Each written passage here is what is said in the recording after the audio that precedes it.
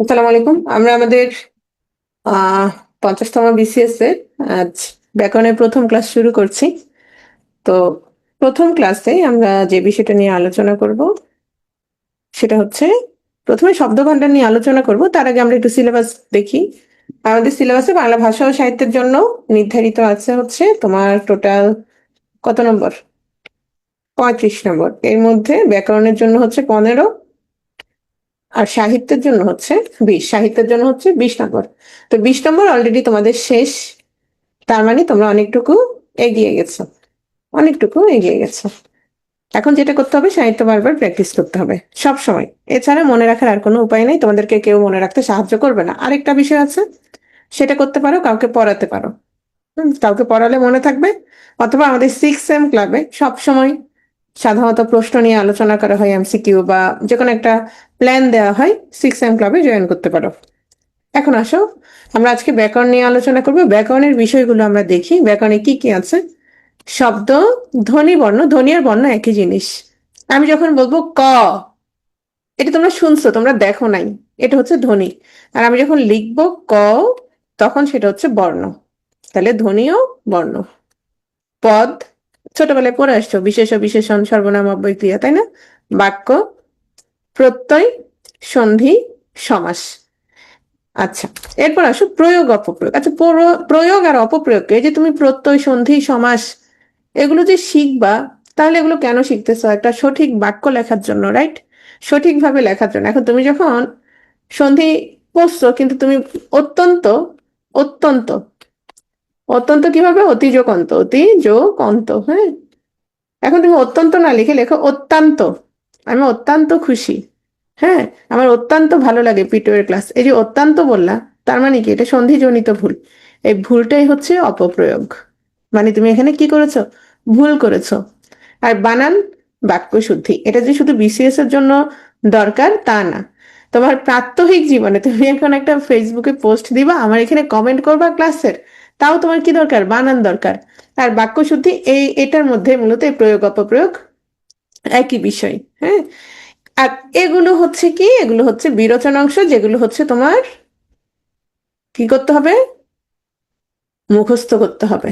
মুখস্থ করতে হবে। তাও আমি কিছুটা দেখাই দিব, কিছু বিষয়।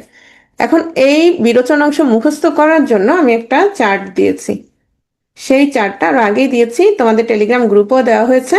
সেই চার্টটা যারা এখনো পাওনি, চার্টটা দেখে নিবা। যেন প্রতিদিন কিছু কিছু বিরোচন অংশ তোমাদের পড়া হয়ে যায়, এজন্য দিয়েছি। এখন আমি যদি তোমাদের বলি, তোমরা যেটা চেষ্টা করবা সেটা হচ্ছে ব্যাকরণে, বললে একটু হয়তো তোমরা অবাক হবা, ব্যাকরণে 15তে 15 রাখার চেষ্টা করতে হবে। যদি একটু ভালো করে পড়ো, আমার সাথে তাল মিলাও, একটু বুঝে পড়ো এবং প্রশ্ন ব্যাংক সলভ করো, আমি শিওর তুমি পারবা। মূল বিষয়টা যদি বুঝে যাও, 15তে 13 তুমি মিনিমাম পাবা। 13 হচ্ছে মিনিমাম পাবা। হয়তো অনেক সময় পরিভাষা কমন নাও পড়তে পারে বা নাও পারতে পারো, কিন্তু এটা আমি তোমাদেরকে মোটামুটি মানে শিওর করছি যে তুমি যদি ভালোভাবে পড়ো, একদম আজকের ক্লাস থেকে শেষ দিনের ক্লাস পর্যন্ত প্রতিদিন ক্লাস করবা, প্রতিদিন এক্সাম দিবা, এবং যদি পারো রেকর্ডটা দেখে আসবা। হুম। আর প্রশ্ন ব্যাংক সলভ করতে হবে অবশ্যই। তাহলে অবশ্যই তুমি 13 পাবা, এটা আমি তোমাকে বলছি। তাহলে আমাদের কি করতে হবে? ব্যাকরণ থেকে যেহেতু নতুন কোনো প্রশ্ন, এবং ব্যাকরণ কিন্তু সাগরের মতো না, মানে ম্যাথের মতো, তুমি বুঝলে তুমি পারবা। সাহিত্য আধুনিক যুগ তো একটা মানে বিশাল একটা সাগর, মহাসাগর বলা যায়। তারপর আমরা অনেকটা গুছিয়ে পড়েছি, সেখান থেকে কমন আসার সম্ভাবনা আছে। তাহলে আমরা যেটা করবো, গ্রামার আমরা খুব মনোযোগ দিয়ে পড়বো, ভালোভাবে পড়বো। যেটা বুঝবো না, আমরা টেলিগ্রামে জিজ্ঞেস করবো। আমরা পড়াশোনার ভেতরেই থাকবো। ওকে। ঘুম আসবে না, শৈলী রহমান। আমি মাঝে মধ্যে চ্যাট অপশন অন করে তোমাদের প্রশ্ন করব। প্রথমে আসো, আমরা যেটা নিয়ে আলোচনা করব সেটা হচ্ছে শব্দের শ্রেণী বিভাগ। এখন আমরা একটু দেখি যে শব্দ থেকে প্রশ্ন থাকে কিনা। কেন পড়বো আমরা? সিলেবাসে তো আছে। তো প্রশ্ন থাকে, অবশ্যই থাকে। দেখো, 46-এ 2টো প্রশ্ন আসছে। বাংলা ভাষার শব্দ ভাণ্ডারে, মানে আমরা যে শব্দগুলো বলি, এই যে অসংখ্য শব্দ, এই যে কথা যে বলছি, কি অনেকগুলো শব্দ উচ্চারণ করছি, রাইট? এই যে শব্দ ভাণ্ডারে অনার্য জাতির ব্যবহৃত শব্দ যেগুলো, সেগুলোর নাম কি বা সেগুলো কোনগুলো? আর একটা যে কোনটি যোগরূঢ় শব্দ, এটা 46-এ আসছে। এই প্রশ্নগুলো আমরা এখন আলোচনা করবো না, আমরা শুধু দেখবো কয়টা করে প্রশ্ন আসছে। 46-এ 2টা আসছে, 45-এ 2টা আসছে, 44-এ 2টা আসছে, 43-এ একটা, 42 হচ্ছে স্পেশাল বিসিএস ডাক্তারদের একটা, ওখানে তোমার এমনিতেই কম ছিল। তারপর হচ্ছে 40-এ 2টা প্রশ্ন আসছে, 36-এ একটা, 37-এ একটা, 38-এ 2টা। এখন একটা জিনিস খেয়াল করো, সেটা হচ্ছে কলম। কলম শব্দটি কলমস থেকে আসছে। কলমস কোন ভাষার শব্দ? এটা কিছুটা আনকমন ছিল। হুম, এটা হচ্ছে তোমার হুমায়ুন আজাদের কত নদী সরোবর বই থেকে আসছে। হ্যাঁ, তারপর আসো নিচের কোনটি তৎসম শব্দ? হরতাল কোন ভাষা থেকে আগত শব্দ? তাহলে দেখো তো কিছুটা কমন শব্দ। আসমান কমন শব্দ, বাবা কমন শব্দ, গির্জা কমন শব্দ, জ্যোৎস্না কমন শব্দ, হেড মৌলবী এটাও কিছুটা কমন। কোনটি মৌলিক শব্দ? এটা গোলাপ ছিল, এটা খুবই কমন। দেখো গিন্নি, তাহলে আমরা গিন্নি আর বাবা, তাহলে আমরা আবারও পাচ্ছি বাবা। দেখো এই যে বাবা এখানেও ছিল। তার মানে বাবা এটা আবার প্রাইমারিতেও অনেকবার আসছে। গতকাল প্রাইমারি ক্লাস নিলাম, মানে ফ্রি ক্লাস ছিল সেটা। তো এখন তোমাদের হয়তো মনে হতে পারে এত এত শব্দ, এত এত শব্দ কি করব? শোনো, অনেকে বলে থাকেন, ধরো অভিধানে হচ্ছে প্রায় তোমার 1,50,000 থেকে 75,000 শব্দ আছে। আবার অনেকে বলে থাকেন যে বাংলা ভাষার শব্দ ভাণ্ডারে প্রায় 4 লক্ষের মতো শব্দ আছে। এখন আমাদের কি সবগুলো জানতে হবে? না। কোন শব্দটা কোত্থেকে আসছে, কোন ভাষা থেকে আসছে, হ্যাঁ, এই বিষয়গুলো আমরা কিভাবে জানবো? কিছু টেকনিক দেখবো, সেই টেকনিকে ফেলার চেষ্টা করব। আর কিছু হচ্ছে তোমার যেগুলো কমন, চাকরির পরীক্ষার বইগুলোতে আছে, আমাদের স্লাইডে আছে, আমাদের বইতে আছে, প্রশ্ন ব্যাংকে আছে, এগুলো যথেষ্ট। এখন আমরা দেখি, আমরা মূল আলোচনায় চলে যাই। শব্দ গঠনের প্রধান উপায় বা মৌলিক উপায় কি? শব্দ গঠনের মৌলিক আগে, শব্দ কি? শব্দ হচ্ছে অর্থ প্রকাশক ধ্বনি বা ধ্বনি সমষ্টি, অথবা সেটা লিখিত রূপ, মানে ধ্বনির সমষ্টি। আমি ধরো বললাম ক, যখন ক বলছি সেটা হচ্ছে ধ্বনি। শুধু ক দিয়ে আমার কি, আমার মনের ভাবটা প্রকাশ পাচ্ছে না। আবার দেখো আমি ক লিখলাম, যখন লিখি সেটা হচ্ছে বর্ণ। এখন এই যে স, এটা একটা বর্ণ, তাহলে ধ্বনির সমষ্টি ক ল ম, এই যে ধ্বনির সমষ্টি, এটাই কি, এটাই হচ্ছে ধ্বনি বা বর্ণের সমষ্টি। যেটা কি হতে হবে? অবশ্যই সঠিকভাবে মনের ভাব প্রকাশ করতে হবে, শুদ্ধ হতে হবে, সেটাই হচ্ছে শব্দ। এখন আমি যদি বলি মলক, তাহলে কিন্তু এটা শব্দ হবে না। ওকে, এটা উল্টাপাল্টা একটা কিছু বলা হলো, এটা শব্দ হচ্ছে না। এখন আসে এই শব্দ, এই যে অসংখ্য শব্দ গঠিত হয়েছে, এই শব্দগুলো কিভাবে গঠিত হয়েছে? এই শব্দগুলো গঠনের কিছু মৌলিক প্রক্রিয়া আছে, আমরা সেগুলো একটু দেখব। যেমন ধরো উপসর্গ যোগে, উপসর্গ যোগে গঠিত হয়েছে, প্রত্যয় যোগে গঠিত হয়েছে, সমাস যোগে গঠিত হয়েছে। আর কিছু শব্দ শব্দদ্বিত্বের মাধ্যমেও নতুন কিছু শব্দ গঠিত হয়। তো শব্দদ্বিত্বের মাধ্যমে কিভাবে নতুন শব্দ গঠিত হয় সেটা আমরা একটু দেখি। প্রথমে আসো উপসর্গের সাহায্যে। যেমন ধরো আমি বললাম হার।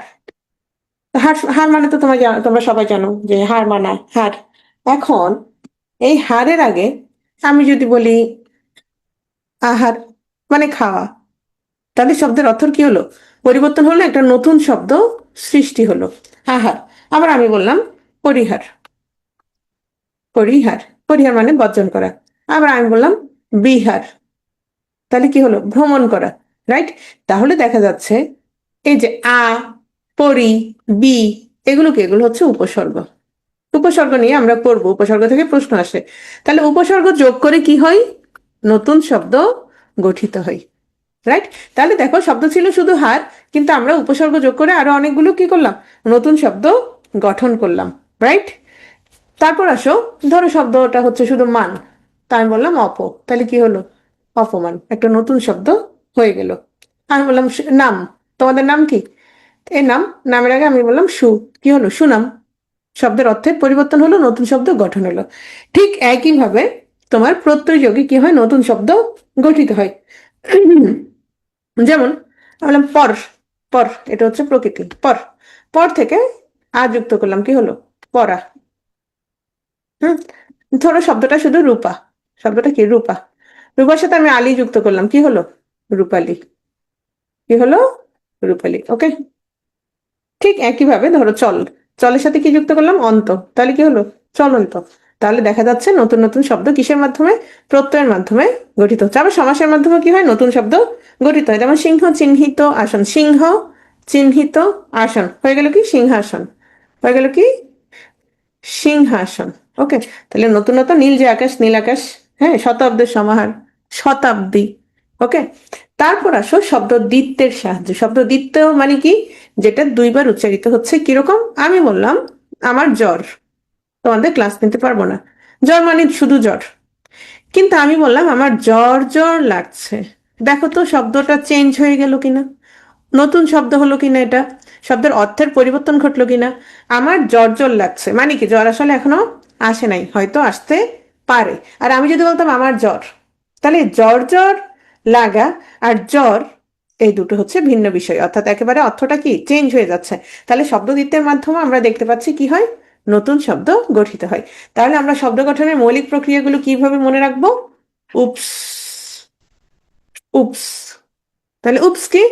উতে হচ্ছে উপসর্গ, পতে হচ্ছে প্রত্যয়, শতে হচ্ছে কি সমাস। এগুলো হচ্ছে শব্দ গঠনের প্রধান প্রক্রিয়া। সাথে আরেকটা কি আছে? শব্দ দ্বিত্ব। ঠিক আছে? যেমন নতুন যে ব্যাকরণ বইটা, আগে মনির চৌধুরীর যে বইটা ছিল, ওটা অনেক বছর ছিল, আমরাও সেটা পড়েছি, তোমরাও সেটা পড়েছো। রিসেন্টলি কয়েক বছর হলো নতুন বই দিয়েছে, মেবি 21 সাল থেকে।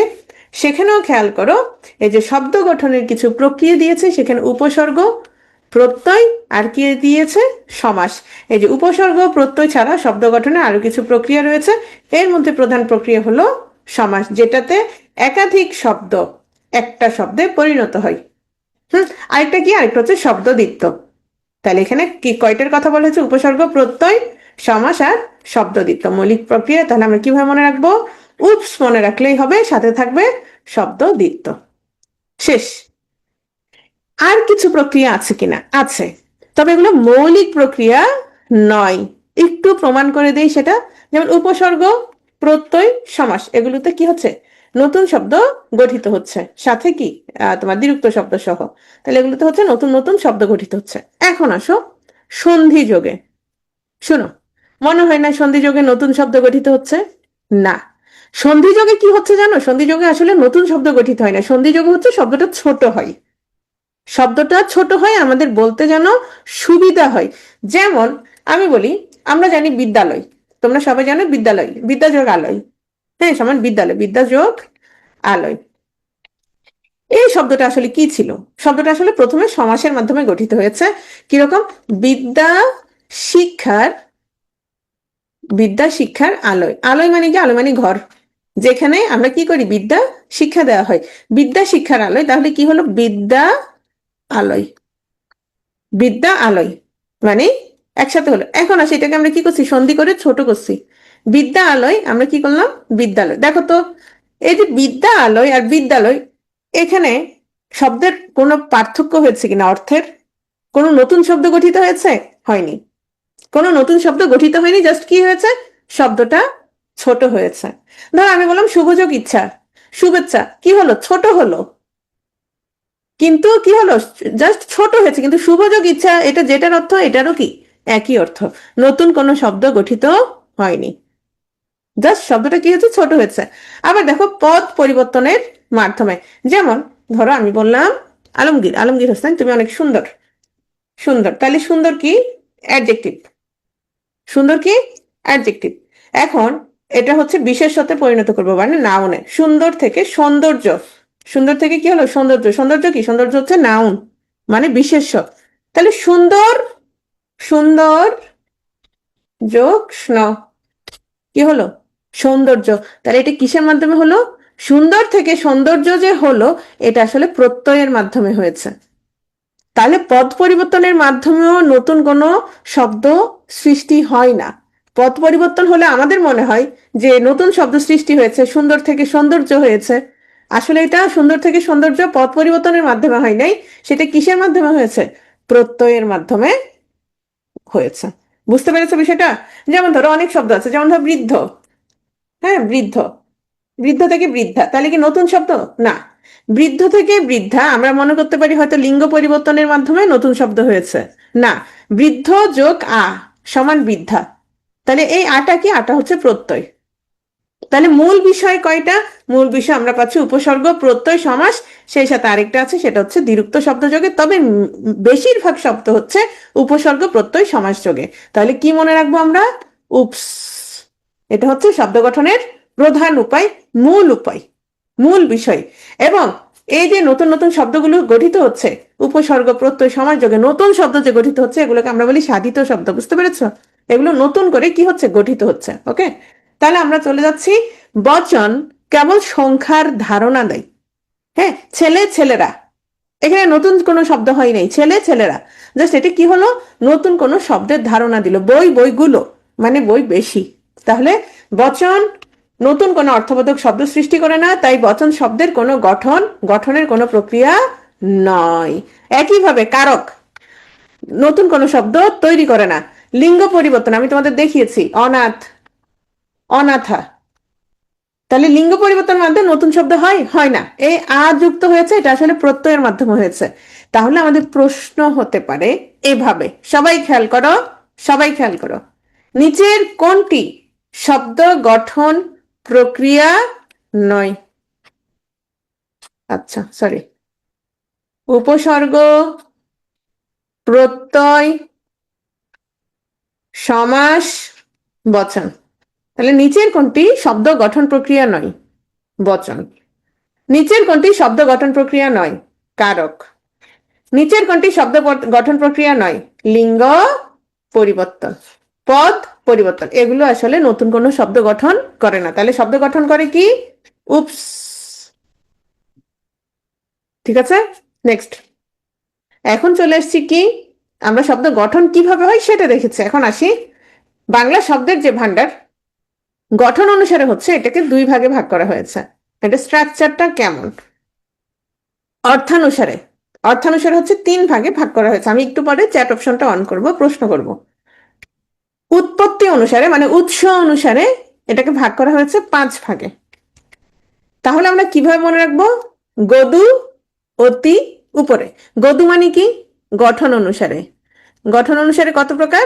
দুই প্রকার। গদু মানে গঠন অনুসারে দুই প্রকার।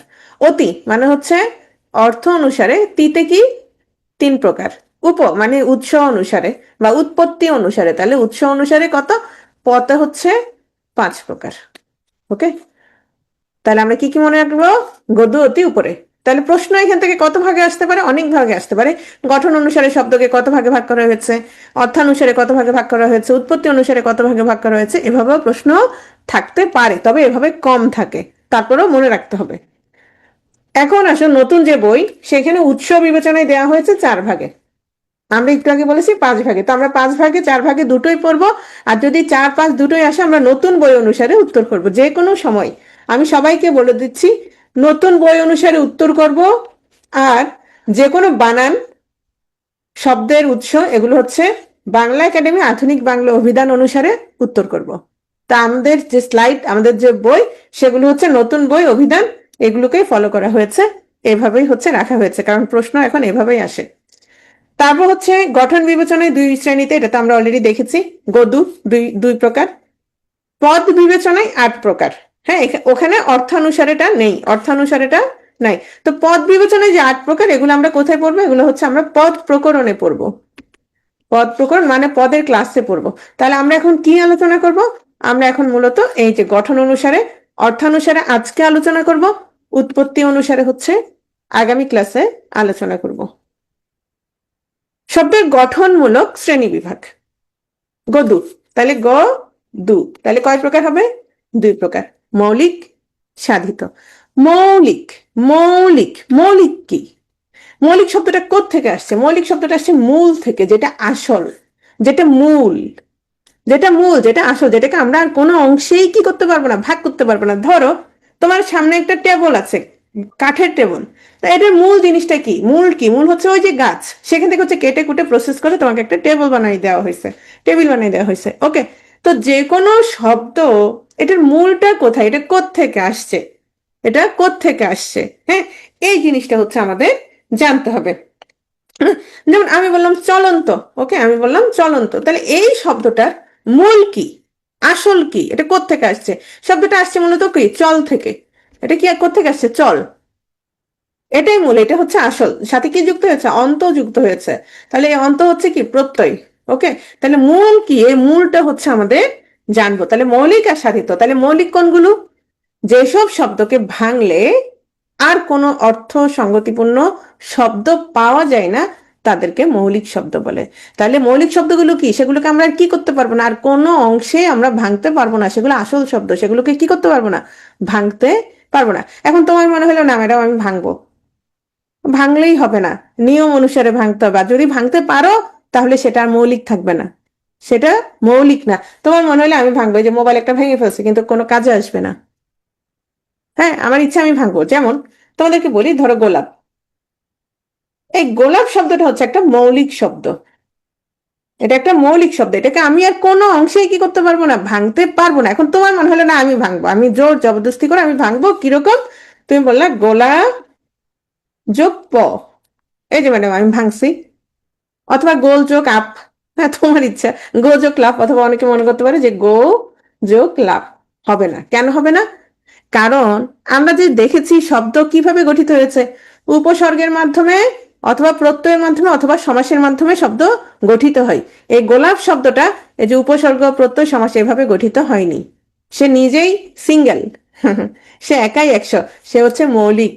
তার সাথে বরং তুমি অন্য কিছু যোগ করে নতুন শব্দ গঠন করতে পারবা। যেমন গোলাপ যোগ কি, তাহলে কি হলো, গোলাপি, নতুন শব্দ হলো, কিন্তু সে নিজে কি, সে হচ্ছে মৌলিক। তুমি যদি বলে গোলাপ, হবে না, এভাবে ভাঙলে হবে না। ভাঙতে পারবা, কখন ভাঙতে পারবা? যেমন আমি বললাম গোলাপি, গোলাপি, তখন তুমি ভাঙতে পারবা কিভাবে? গোলাপ যোগ ই, ই প্রত্যয় যুক্ত হচ্ছে, তখন তুমি ভাঙতে পারবা। কিন্তু গোলাপ হচ্ছে মৌলিক শব্দ, অনেক সময় আসে নিচের কোনটি মৌলিক শব্দ। তাহলে মৌলিক শব্দ আরো কি কি? গাছ, গাছ, এই শব্দটাকে আমরা কোনো অংশে কি করতে পারবো না, ভাঙতে পারবো না, তাহলে এটা একটা মৌলিক শব্দ। যেমন চাঁদ, একটা মৌলিক শব্দ। কিন্তু আমি যদি বলি চাঁদ মুখ, চাঁদ মুখ, তাহলে কি মৌলিক শব্দ হবে? হবে না, কেন? কারণ তখন হয়ে যাবে এটা সমাসবদ্ধ শব্দ। মুখ কিসের মতো? চাঁদের মতো, তখন এটা সমাসবদ্ধ শব্দ হয়ে যাবে, তখন এটা মৌলিক শব্দ থাকবে না। কিন্তু আমি শুধু যদি বলি চাঁদ, তখন এটা মৌলিক শব্দ। গাছ মৌলিক শব্দ, পাখি মৌলিক শব্দ, ফুল মৌলিক শব্দ, হাত মৌলিক শব্দ। কিন্তু আমি যদি বলি হাতল,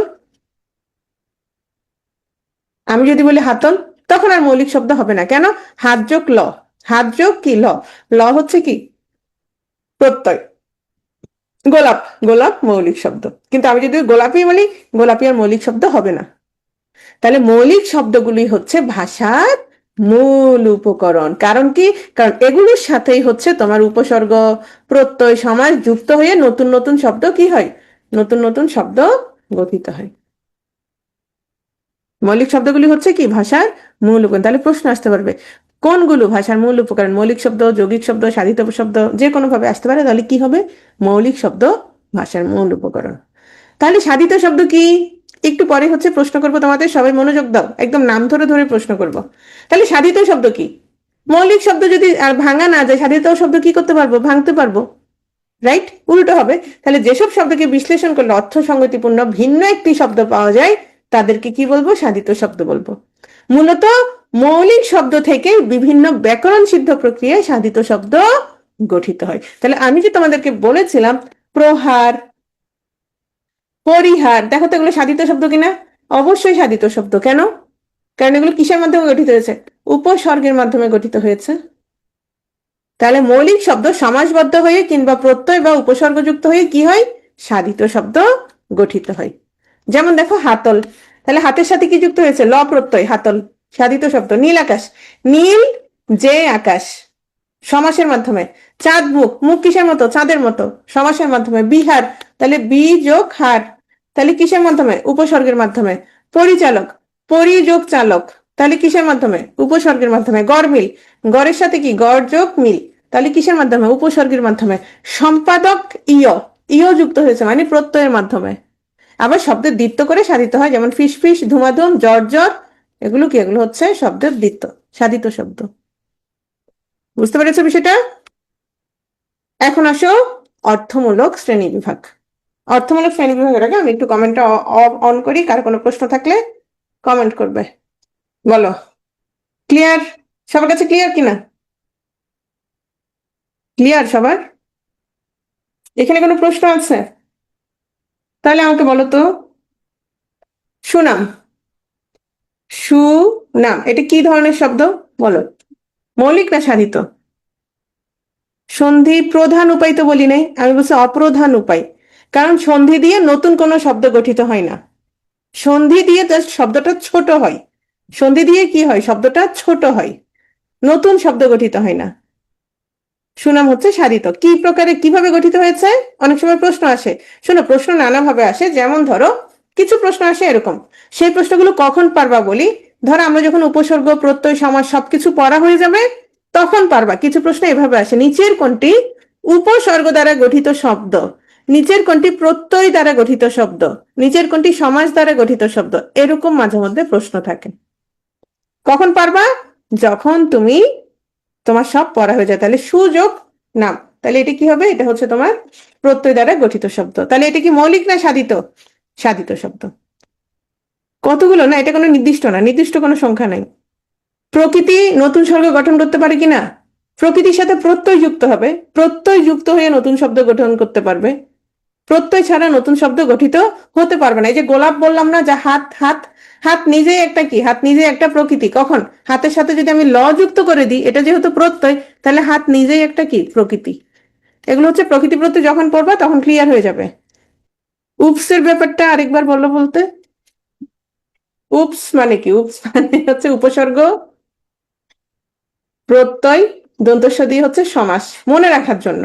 মানে উপসর্গ প্রত্যয় আর সমাস দিয়ে আমাদের কি হয়, নতুন নতুন শব্দ গঠিত হয়। শব্দ গঠনের প্রধান প্রক্রিয়া। হ্যাঁ, সুনাম উপসর্গ যোগে। প্রত্যয় কিভাবে চিনবা? ক্লাস করার পর চিনবা। প্রত্যয় উপসর্গ চেনার উপায় হচ্ছে ক্লাস করা। প্রত্যয় উপসর্গ যখন ক্লাস করবা তখন চিনবা। সুনাম হচ্ছে উপসর্গ দ্বারা, এই সু হচ্ছে উপসর্গ। মৌলিক আর সাধিতর বেসিক পার্থক্য হচ্ছে, মৌলিক যেটা সেটাকে তুমি বিশ্লেষণ করতে পারবা না, ভাঙতে পারবা না, কিন্তু যেটা সাধিত সেটাকে তুমি বিশ্লেষণ করতে পারবা। আমি প্রত্যেক বলছি, ভুলে বলে ফেলছি, তাহলে খেয়াল করি নাই, মানে কথা বলতেছি তো কথার ঠেলাই বলে ফেলছি। এক মৌলিক শব্দ কেন? শোনো, এক বলো তো মৌলিক হবে না? হবে না, মৌলিক শব্দ। কিন্তু আমি যদি বলি একটি, তখন কি হবে? তখন আর মৌলিক শব্দ হচ্ছে না। ওকে, প্রত্যয় যোগে বোধ খেয়াল করি নাই, ভুলে বলে ফেলছি। আর উপসর্গ যোগে তো তোমরাই দেখতেছো বোকা, উপসর্গ যোগে তোমরা দেখতেছো না? এই যে রবিউল ফারাজি, তুমি আগে আছো, তুমি সবগুলো জানো, সব মুখস্থ পারো। প্রপর অপসম নিয়বন নির্দুর্বি অধিশি উৎপরি, তাই না? আপনি আরো কিছু প্রশ্ন করতে পারেন, অবশ্যই আরো কিছু প্রশ্ন করতে পারি। যেমন ধরো আমি বলি, উম উপকূল, কি মনে হয় উপকূল শব্দটা কি? উপকূল কেমন শব্দ বলো? অবশ্যই সাধিত শব্দ উপকূল, অবশ্যই সাধিত শব্দ। কেন? কারণ হচ্ছে এটা কি দিয়ে গঠিত হয়েছে? উপ দিয়ে গঠিত হয়েছে, রাইট? মা, বলো কি ধরনের শব্দ? মা মৌলিক শব্দ, মা হচ্ছে মৌলিক শব্দ। বই কি ধরনের শব্দ? মৌলিক শব্দ, বই হচ্ছে মৌলিক শব্দ। নাক, কান, নাক, কান, তিল, এগুলো কি ধরনের শব্দ? মৌলিক শব্দ। এগুলো হচ্ছে মৌলিক শব্দ, এগুলো হচ্ছে মৌলিক শব্দ। আমি বললাম চলন্ত, বলো ডুবন্ত কি ধরনের শব্দ? ডুবন্ত কি ধরনের শব্দ বলো? ডুবন্ত। যাদের অনেক বেশি প্রশ্ন, মনে হচ্ছে বুঝতে পারছো না, ক্লাস শেষে আমি অনেকক্ষণ থাকবো, তোমাদের একদম একটা একটা করে প্রশ্নের উত্তর দিব, নো টেনশন। যাদের মনে হচ্ছে আল্লাহ ম্যাডাম এগুলো কি পড়ে ফেলতেছে, কিচ্ছু বুঝি না, হ্যাঁ, মৌলিক শব্দে কোনো উপসর্গ প্রত্যয় এগুলো যোগ থাকবে না। এই তো অনন্যা, অনু বুঝে গেছো। আর যখনই যোগ হয়ে যাবে তখন সেটা কি হয়ে যাবে? মৌলিক শব্দের সাথে যখন উপসর্গ প্রত্যয় এগুলো যুক্ত হবে তখন সেটা কি হয়ে যাবে? সাধিত শব্দ হয়ে যাবে। যেমন ডুবন্ত, ডুব যোগ অন্ত, অন্ত হচ্ছে প্রত্যয়, তাহলে এটা কি শব্দ? প্রত্যয় সাধিত শব্দ, তাহলে এটা হচ্ছে সাধিত শব্দ। ক্লিয়ার? তাহলে বলো প্রশাসন, প্রশাসন কি শব্দ? সাধিত শব্দ। এই যে প্রপর অপসম, এগুলো কি? এগুলো হচ্ছে উপসর্গ, তাহলে উপসর্গ যুক্ত হয়েছে। আশা করি ক্লিয়ার। ওকে, এখন আমরা শুরু করে দিই। তোদের চ্যাট অফ করে দিই, হ্যাঁ, না হলে তোমরা বেশি ঝামেলা করবা। তোমাদের বাক স্বাধীনতা আমি কেড়ে নিয়েছি, খুবই দুঃখিত। তোমাদের উপকারের জন্যই। তোমরা তো বুঝো না, নার্সারির বাচ্চাদের মতো করো। ওকে, দেখো আমরা সাধিত শব্দ আমাদের শেষ, আমরা কোথায় চলে গেলাম? অর্থমূলক শ্রেণী বিভাগে, তাহলে আমাদের গদু শেষ, গদু এটা শেষ, মানে গঠনমূলক দুই প্রকার, কি কি? মৌলিক, সাধিত, এটা শেষ। মৌলিক হচ্ছে যেগুলো ভাঙতে পারবো না, সাধিত হচ্ছে যেগুলো ভাঙতে পারবো। কিভাবে ভাঙতে পারবো? ওই যে উপসর্গ, প্রত্যয়, হ্যাঁ, সমাস, এদের মাধ্যমে আমরা বিশ্লেষণ করতে পারবো, সেগুলো সাধিত। পদ পরিবর্তনটা থাকো, ক্লাসে থাকো, লাস্টে বুঝাই দিব, লাস্টে বুঝাই দিব। অর্থমূলক শ্রেণী বিভাগ, কারণ হচ্ছে একদম আমি সবাইকে বলি, ধরো তুমি একজন বা দুইজন একটা বিষয় বুঝে নাই, বাকি 400 জন, 350 জন সেই বিষয়টা খুব ভালোভাবে বুঝে গিয়েছে। আমি যদি ওই একজন দুইজনের জন্য এটা বারবার বলি, বাকিরা একটু বিরক্ত হবে। এজন্য যারা একটু বুঝো নাই তারা ক্লাসের শেষে থাকবা, আমি একদম ক্লিয়ার করে দিব। অর্থমূলক শ্রেণী বিভাগ, তাহলে অর্থমূলক শ্রেণী বিভাগ আমরা কিভাবে মনে রাখবো? অতি। অতি কি? অর্থমূলক কত প্রকার? 3 প্রকার। এই যে অর্থমূলক 3 প্রকার কি কি, সেটা পরে, আগে আমরা একটা বিষয় জানি। শুনো, এখানে আমরা দেখতে পাচ্ছি ব্যুৎপত্তিগত, মানে উৎপত্তিগত অর্থ, মানে একটা শব্দ এই যে তৈরি হয়েছে, আসছে, এটা থেকে আসছে, তার রুট কোথায়। ধরো আমি আমি যদি বলি তোমার উৎপত্তি কোথায়, তোমার বাবা মায়ের থেকে, হ্যাঁ, তাহলে তোমার বাবা মা কে? ঠিক তেমনি কোন একটা শব্দ, সেটা থেকে আসছে, এটা হচ্ছে তার উৎপত্তি। কিরকম বুঝাই দেই, ধরো শব্দটা হস্তি, শব্দটা হস্তি, হস্তি মানে কি বলতো? হাতি। হস্তি মানে হচ্ছে হাতি, হাতি একটা পাখি, প্রাণী, হাতি একটা প্রাণী। কারণ এই যে হস্তি, হস্তি শব্দটা কোত্থেকে আসছে, তার ব্যুৎপত্তি কি, তার উৎপত্তি কি? তোমাদের উৎপত্তি, আমাদের উৎপত্তি, আমাদের বাবা মা। তাহলে হস্তি শব্দের উৎপত্তি কি? হস্তি শব্দটা আসছে হস্ত থেকে। হস্তি শব্দটা কোত্থেকে আসছে? হস্ত থেকে। হস্ত মানে কি? হাত। হস্ত মানে হাত, এদিকে হস্তি মানে হচ্ছে হাতি। মানে হস্ত মানে হাত, তাহলে হস্তি হওয়ার কথা ছিল যার হাত আছে। ধরো তুমি আমিও হস্তি হওয়ার কথা ছিল, যে আমাদের হাত আছে। কিন্তু হস্তি মানে বুঝে কি, একটা প্রাণী, আর হস্ত মানে বুঝে হাত। তাহলে উৎপত্তিগত অর্থের সাথে এই যে হস্তর সাথে হস্তির কোনো কি নাই, মিল নাই। হস্তির কোনো কি নাই, মিল নাই। তবে আমাদের অনেককে হস্তি বলে, কখন একটু মোটা তাজা বলে অনেকে বলে হস্তি একটা। আচ্ছা, তাহলে আমরা দেখতে পাচ্ছি যে শব্দের উৎপত্তির সাথে মিল নাই। আবার অনেক ক্ষেত্রে কি থাকে, মিল থাকে। অনেক ক্ষেত্রে কি থাকে, মিল থাকে। তাহলে কখন মিল আছে, কখন মিল নাই, এগুলো আমাদের একটু জানতে হবে। এগুলো আমাদের কি করতে হবে? জানতে হবে, বুঝতে হবে। হ্যাঁ, যেমন আমি বললাম জ্যাঠামি, এ বেটা যা, জ্যাঠামি করিস না, এ বেটা যা, জ্যাঠামি করিস না। এই যে জ্যাঠা, জ্যাঠাকে, জ্যাঠা মানে বাপের বড় ভাই, বাপের বড় ভাই। কিন্তু আমি যে একটা বাচ্চা ছেলেরে বললাম এ বেটা জ্যাঠামি করিস না, হ্যাঁ, তার মানে আমি কি বললাম এই বাপের বড় ভাই করিস না? এটা তো না, আমি তাকে বলেছি তুই পাকনামি করিস না। তুই কি করিস না? তুই পাকনামি করিস না, ফাজলামো করিস না। এই যে পাকনামি করিস না, এটাকে বললাম জ্যাঠামি করিস না, রাইট? তাহলে দেখো তো এই পাকনামি শব্দটার সাথে এই যে জ্যাঠামি, জ্যাঠামি, জ্যাঠা থেকে সেটার মিল আছে? মিল নাই, সেটার মিল নাই। মিল আছে কি না? নাই। কিন্তু ধরো গায়ক, গায়ক মানে কি, যে গান করে, তাহলে যে গান করে তাকে আমরা কি বলি? গায়ক। তাহলে এটা কি আছে? এটা মিল আছে, এটা কি আছে? এটার মিল আছে, রাইট? তাহলে উৎপত্তিগত অর্থ কি, এটা থেকে আসছে সেটা। ব্যবহারিক অর্থ কি, আমরা যেই অর্থে ব্যবহার করি। যেমন হস্ত, হস্ত হচ্ছে এটা তার উৎপত্তিগত অর্থ। আর কোন অর্থে ব্যবহার করি? হস্তি মানে প্রাণী অর্থে, সেটা হচ্ছে ব্যবহারিক অর্থ। এখন আসো আমরা একটু দেখি, যেমন গোলাপি, গোলাপি শব্দটা কোথেকে আসছে? গোলাপ থেকে, মানে যেটা গোলাপ রঙের সেটাকে আমরা কি বলি? গোলাপি, রাইট?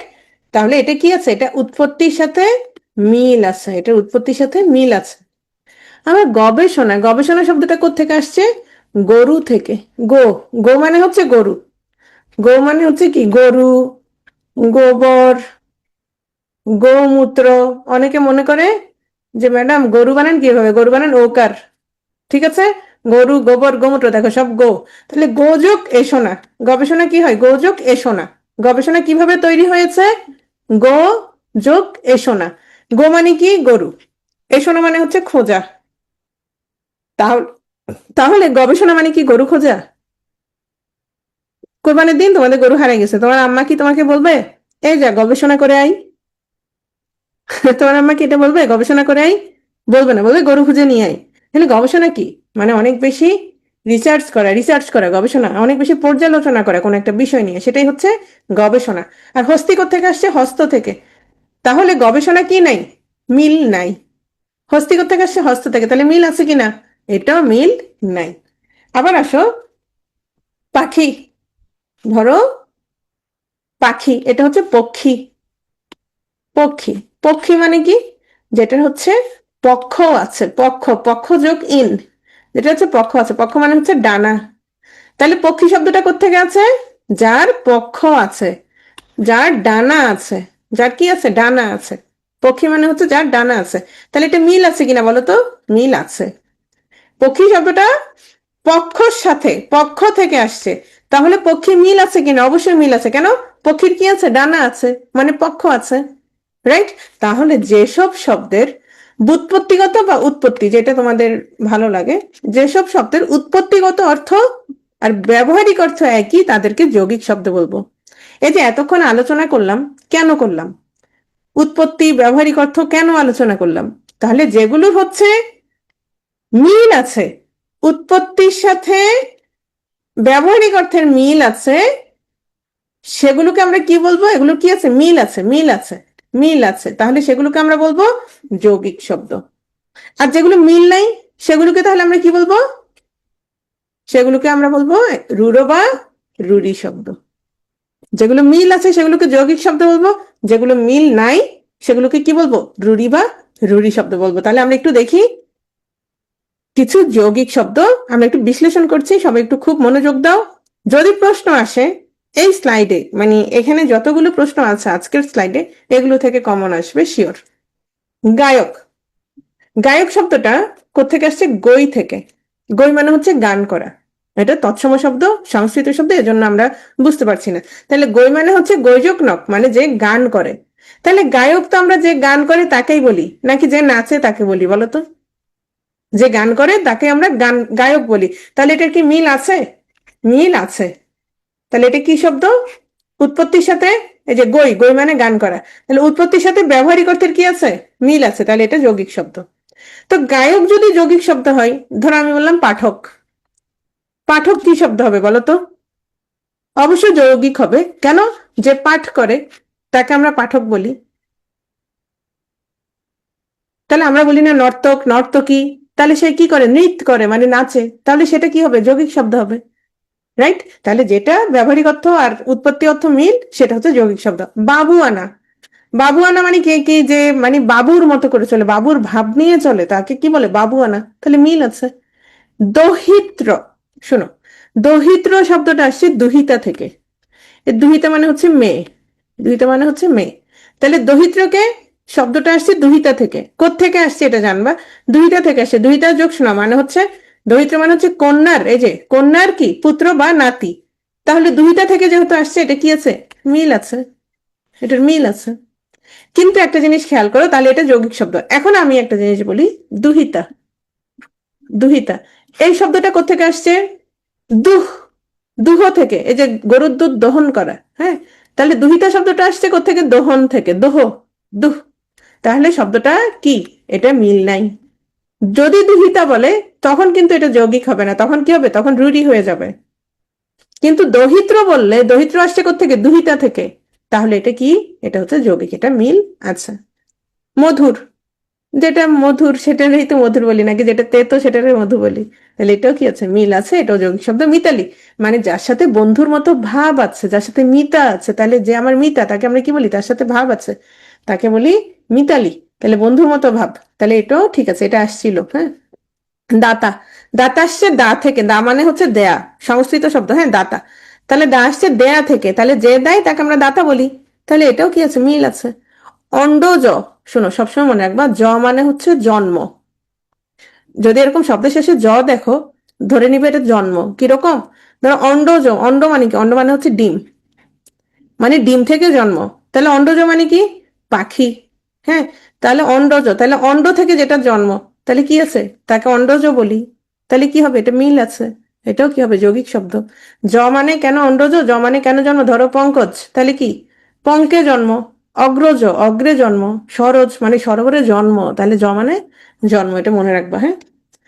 আরো কিছু শব্দ, কর্তব্য, কর্তব্য মানে ক্রি, ক্রি থেকে আসছে, ক্রি মানে হচ্ছে করা, তাহলে এটা মিল আছে।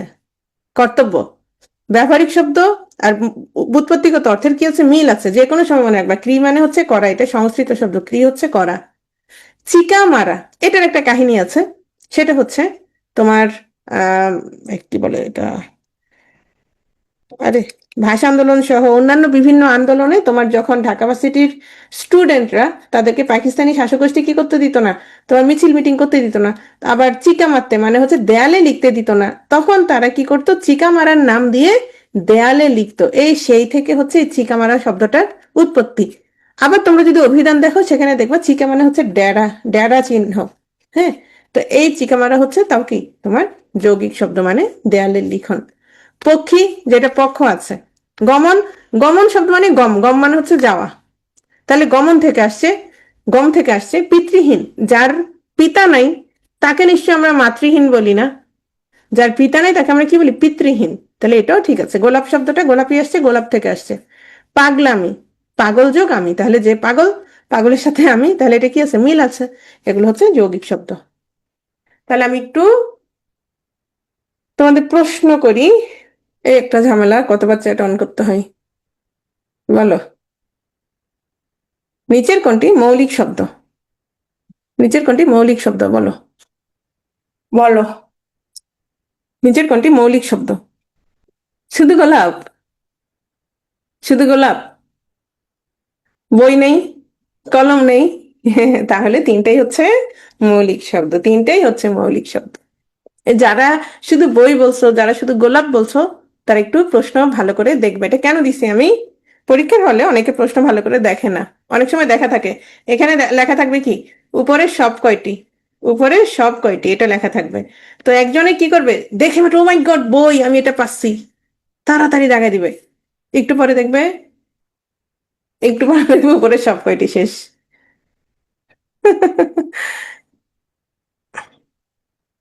সারা, তুমি একটা ভালো প্রশ্ন করছো, সেটা আমি বলছি, একটু পরেই বলছি, হ্যাঁ। এবার একটা কথা বলি, আইমান, আইমান প্রশ্নটা করছে, সারা প্রশ্নটা করছে, তোমাদেরকে একটু বলি। সেটা হচ্ছে, ধরো সারা, সারা, আমি যদি সারার পরিচয় বলি, সে হচ্ছে কারো মেয়ে, কারো কি, মেয়ে, কারো মেয়ে। আবার বিয়ে হয়েছে কিনা জানি না, কারো স্ত্রী, বিয়ে যদি না হয়ে থাকে কারো, বিয়ে হয়ে থাকলে স্ত্রী, আর হয়ে না থাকলে কারো গার্লফ্রেন্ড, আচ্ছা যাই হোক, নাও হতে পারে। আবার কারো বোন, আবার কারো বোন, আবার সে আমার কি, আমার স্টুডেন্ট, তাহলে তার কি আছে, বিভিন্ন রকমের সারার পরিচয় আছে, রাইট, বিভিন্ন রকমের পরিচয় আছে। আচ্ছা বলছি, আমার একটা একটা প্রশ্নের উত্তর দিই আমি। বিভিন্ন রকমের পরিচয় আছে। এখন যেই শব্দটা সাধিত শব্দ, সেটা তার কি ধরনের পরিচয়, সেটা হচ্ছে তার গঠনমূলক পরিচয়। সেটা তার কি পরিচয়, গঠনমূলক পরিচয়। বুঝাই দিচ্ছি, সেটা হচ্ছে তার গঠনমূলক পরিচয়, যে সে কিভাবে গঠিত হয়েছে, সে কিভাবে গঠিত হয়েছে, রাইট। যেমন ধরো আমি বললাম মিতালি, মিতালি, মিতালি কি যৌগিক না মৌলিক না সাধিত, আগে সেটা বলো। মিতালি মৌলিক না সাধিত, আগে এই কথাটা আমাকে বলো। মিতালি হচ্ছে সাধিত।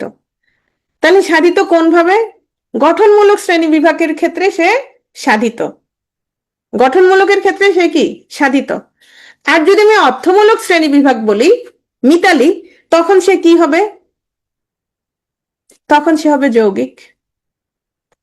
অর্থমূলক শ্রেণী বিভাগের ক্ষেত্রে কি হবে, যৌগিক হবে। কেন, ওই যে মিতালি মানে মিতার ভাব সম্পন্ন, তার মানে ব্যুৎপত্তিগত অর্থের সাথে ব্যবহারিক অর্থের মিল আছে।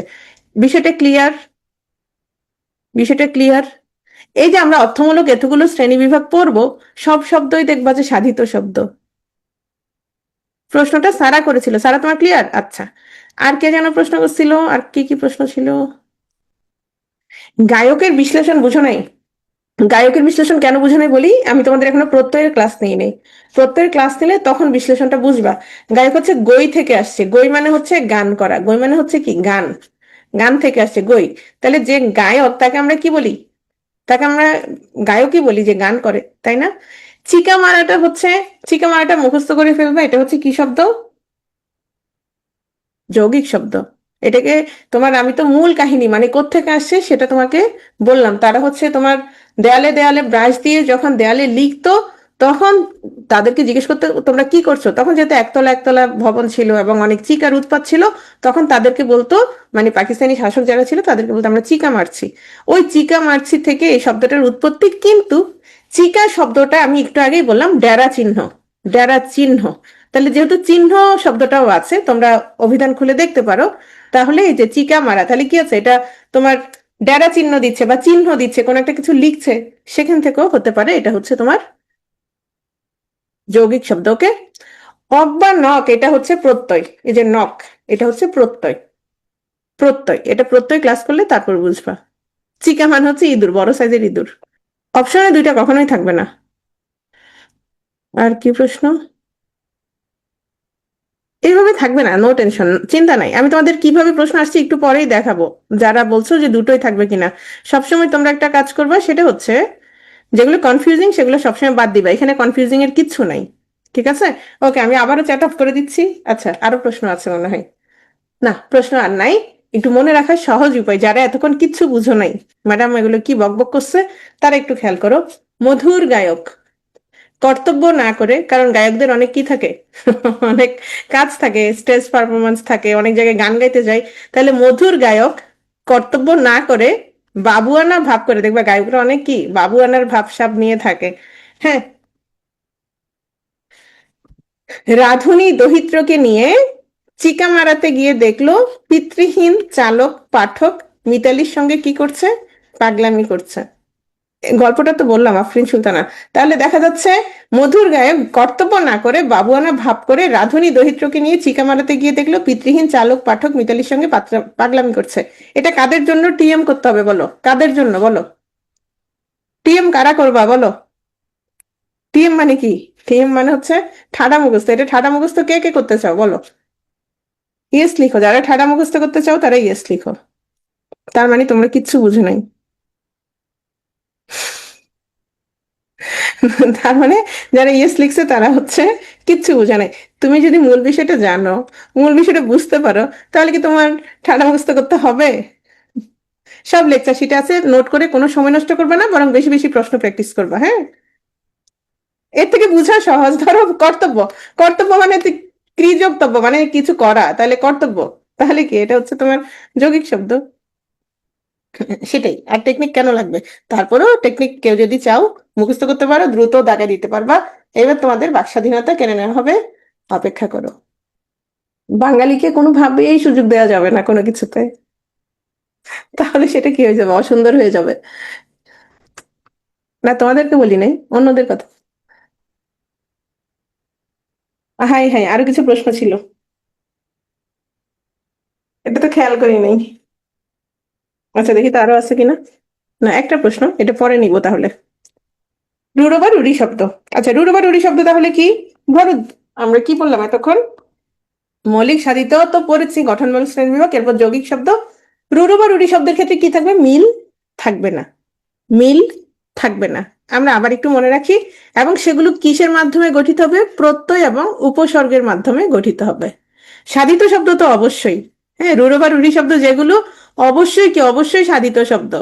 হ্যাঁ, কারণ সেগুলো কি প্রত্যয় বা উপসর্গের মাধ্যমে গঠিত। তার মানে একটা শব্দ সাধিতও হতে পারে, আবার কি রুড়ো বা রুড়িও কি হতে পারে। হ্যাঁ, এখন আসি, প্রথমে দেখো একটা শব্দ। আহ আচ্ছা, আরেকটা স্লাইড কি ছিল না। প্রথমে একটা, আমরা যাদেরকে দেখছি এরা কে? এরা হচ্ছে পাঞ্জাবি। পাঞ্জাবি মানে কি? পাঞ্জাবের অধিবাসী। কিন্তু আমি যদি তোমাকে বলি একটা পাঞ্জাবি নিয়ে আসো তো, আফরিনা যাও একটা পাঞ্জাবি নিয়ে আসো, তুমি কি পাঞ্জাব চলে যাবা ভিসা টিসা করে? নিশ্চয় পাঞ্জাব যাবে না। তুমি একটা কি, একটা দোকান থেকে একটা পাঞ্জাবি নিয়ে আসবে, বাসায় থাকলে সেটা নিয়ে আসবা, রাইট? তার মানে এটার উৎপত্তিগত অর্থ কি? পাঞ্জাবের অধিবাসী। কিন্তু ব্যবহারিক অর্থ কি? একটা পোশাক। তাহলে উৎপত্তির সাথে ব্যবহারিক অর্থের মিল নাই, তাহলে এটা কি শব্দ? রুড়ো বা রুড়ি শব্দ। শেষ। তাহলে যেটার উৎপত্তির সাথে ব্যবহারিক অর্থের মিল থাকবে না, সেটা রুড়ো বা রুড়ি শব্দ। তাহলে ব্যবহারিক অর্থ কি? ব্যবহারিক অর্থ হচ্ছে পাঞ্জাবি, ছেলেদের প্রিয় পোশাক। আমার যদি ধরো ছেলেদের ঘুম আসতেছে, ছেলে না সবার ধরো ঘুম আসতেছে, তা আমি যদি বলি এই স্লাইডটা খেয়াল করে, এখান থেকে প্রশ্ন আসবে, সাথে সাথে সবার ঘুম ভেঙে যায়। এটা একটা। আরেকটা হচ্ছে ধরো কোনোভাবে কোনোভাবে পড়াইতে পড়াইতে বিয়ের প্রসঙ্গ আসছে, হুম, এরপর সাথে সাথে সবাই অ্যাক্টিভ হয়ে যায়। ধরো আমি প্রশ্ন করতেছি করতেছি, প্রশ্নের কোনোভাবেই জবাব দিচ্ছে না, কিন্তু ধরো কোনোভাবে বিয়ে শাদী প্রেম, হ্যাঁ, এই প্রসঙ্গগুলো ধরো ক্লাসে আসছে, সবাই অনবরত মানে একটা না একটা বলতে থাকবে বলতে থাকবে। আচ্ছা, যাই হোক, তাহলে আমরা কি দেখলাম? রুড়ো বা রুড়ি শব্দে কি থাকবে না? মিল থাকবে না উৎপত্তি এবং ব্যবহারিক অর্থের সাথে। এক কথা আমি কিন্তু অনেকবার রিপিট করছি, হ্যাঁ, এগুলো সহজ বিষয়। যেমন তোমরা কি, তোমরা স্নাতক সম্পন্ন করেছো, মানে গ্রাজুয়েট তোমরা সবাই। স্নাতক, স্নাতক মানে কি? ব্যাচেলর ডিগ্রি প্রাপ্ত ব্যক্তি। কিন্তু স্নাতক শব্দটা কোথেকে আসছে? স্নান থেকে। স্নান মানে কি? স্নান মানে হচ্ছে গোসল। স্নাতক মানে যিনি স্নানকারী। কিন্তু স্নাতক বলতে আমরা কি বুঝাই? ব্যাচেলর ডিগ্রি প্রাপ্ত ব্যক্তি। তাহলে এটার কি নাই? উৎপত্তির সাথে ব্যবহারিক অর্থের মিল নাই। তাহলে এটাও কি রূঢ়ি শব্দ? তাহলে আমরা কিছু রূঢ়ি শব্দ দেখি, যেমন লাবণ্য। লাবণ্য মানে কি? সৌন্দর্য। হ্যাঁ, আমি বললাম সে লাবণ্যে ভরপুর, মানে কি? সৌন্দর্যে ভরপুর। কিন্তু লাবণ্য আসছে কোত্থেকে? লবণ থেকে। মানে কারো যদি সৌন্দর্য বেশি থাকে, তার মধ্যে কি লবণ বেশি?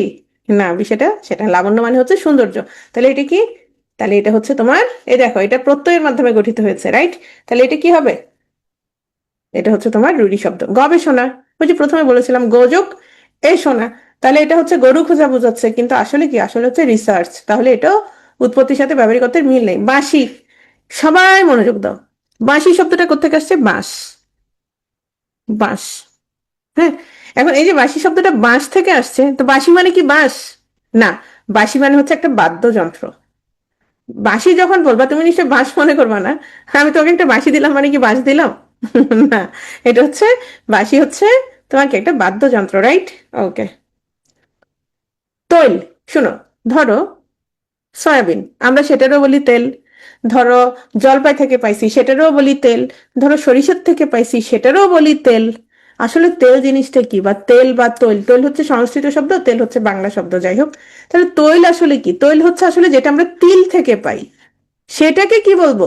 তৈল বা তেল বলবো। কিন্তু আমরা সেটারে তৈল বা তেল বা তৈল না বলে আমরা কি করি? আমরা হচ্ছে সবকিছুরই তৈল বলি। যেটা সরিষার থেকে পাই সেটাও তৈল, যেটা জলপাই থেকে পাই সেটাও তৈল। সবকিছুরই আমরা কি বলি? তৈল বলি। তাহলে এটা দেখা গেল উৎপত্তির সাথে ব্যবহারিক অর্থের মিল নাই।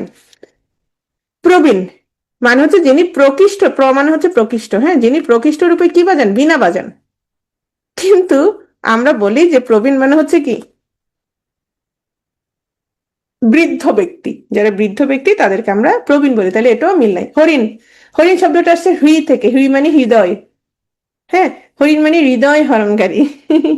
তাহলে তুমি যদি আজকে তোমার মানে গার্লফ্রেন্ডকে মেসেজ দাও, তুমি হরিণ, ও তো আসলে বুঝতেই পারবে না যে কি বলছে, আসলে তো হৃদয় হরণকারী। হ্যাঁ, তাহলে আমরা আরো কিছু শব্দ আমরা একটু দেখি। যেমন প্রবীণ, এটা অলরেডি বলেছি। হস্তি, হস্ত থেকে আসছে, তাহলে মিল নাই। গবেষণা, গোযোগেষণা, গরু থেকে আসছে, তাহলে মিল নাই। সন্দেশ, আচ্ছা এটা একটু ছোট্ট করে বলি সন্দেশ জিনিসটা। ধরো তোমরা ক্যাডার হইলা, আগের দিনে ধরো তুমি ক্যাডার হইছ। এখন এই সংবাদটা তুমি দিতে যাবা, তাহলে তুমি কি নিয়ে যাবা? মিষ্টি নিয়ে যাবা, রাইট? কোন একটা সংবাদ দেওয়ার সময় তুমি মিষ্টি নিয়ে যাবা। এখন মানুষের জন্য যখন সন্দেশ মানে ছিল আসলে সংবাদ, সন্দেশ মানে ছিল কি? সংবাদ। তো কেউ যখন সন্দেশ নিয়ে যেত মানে সংবাদ নিয়ে যেত, তখন সে মিষ্টি নিয়ে যেত। এখন সন্দেশ অর্থ সংবাদ না থেকে হয়ে গেল কি? মিষ্টি। হয়ে গেল কি? মিষ্টি।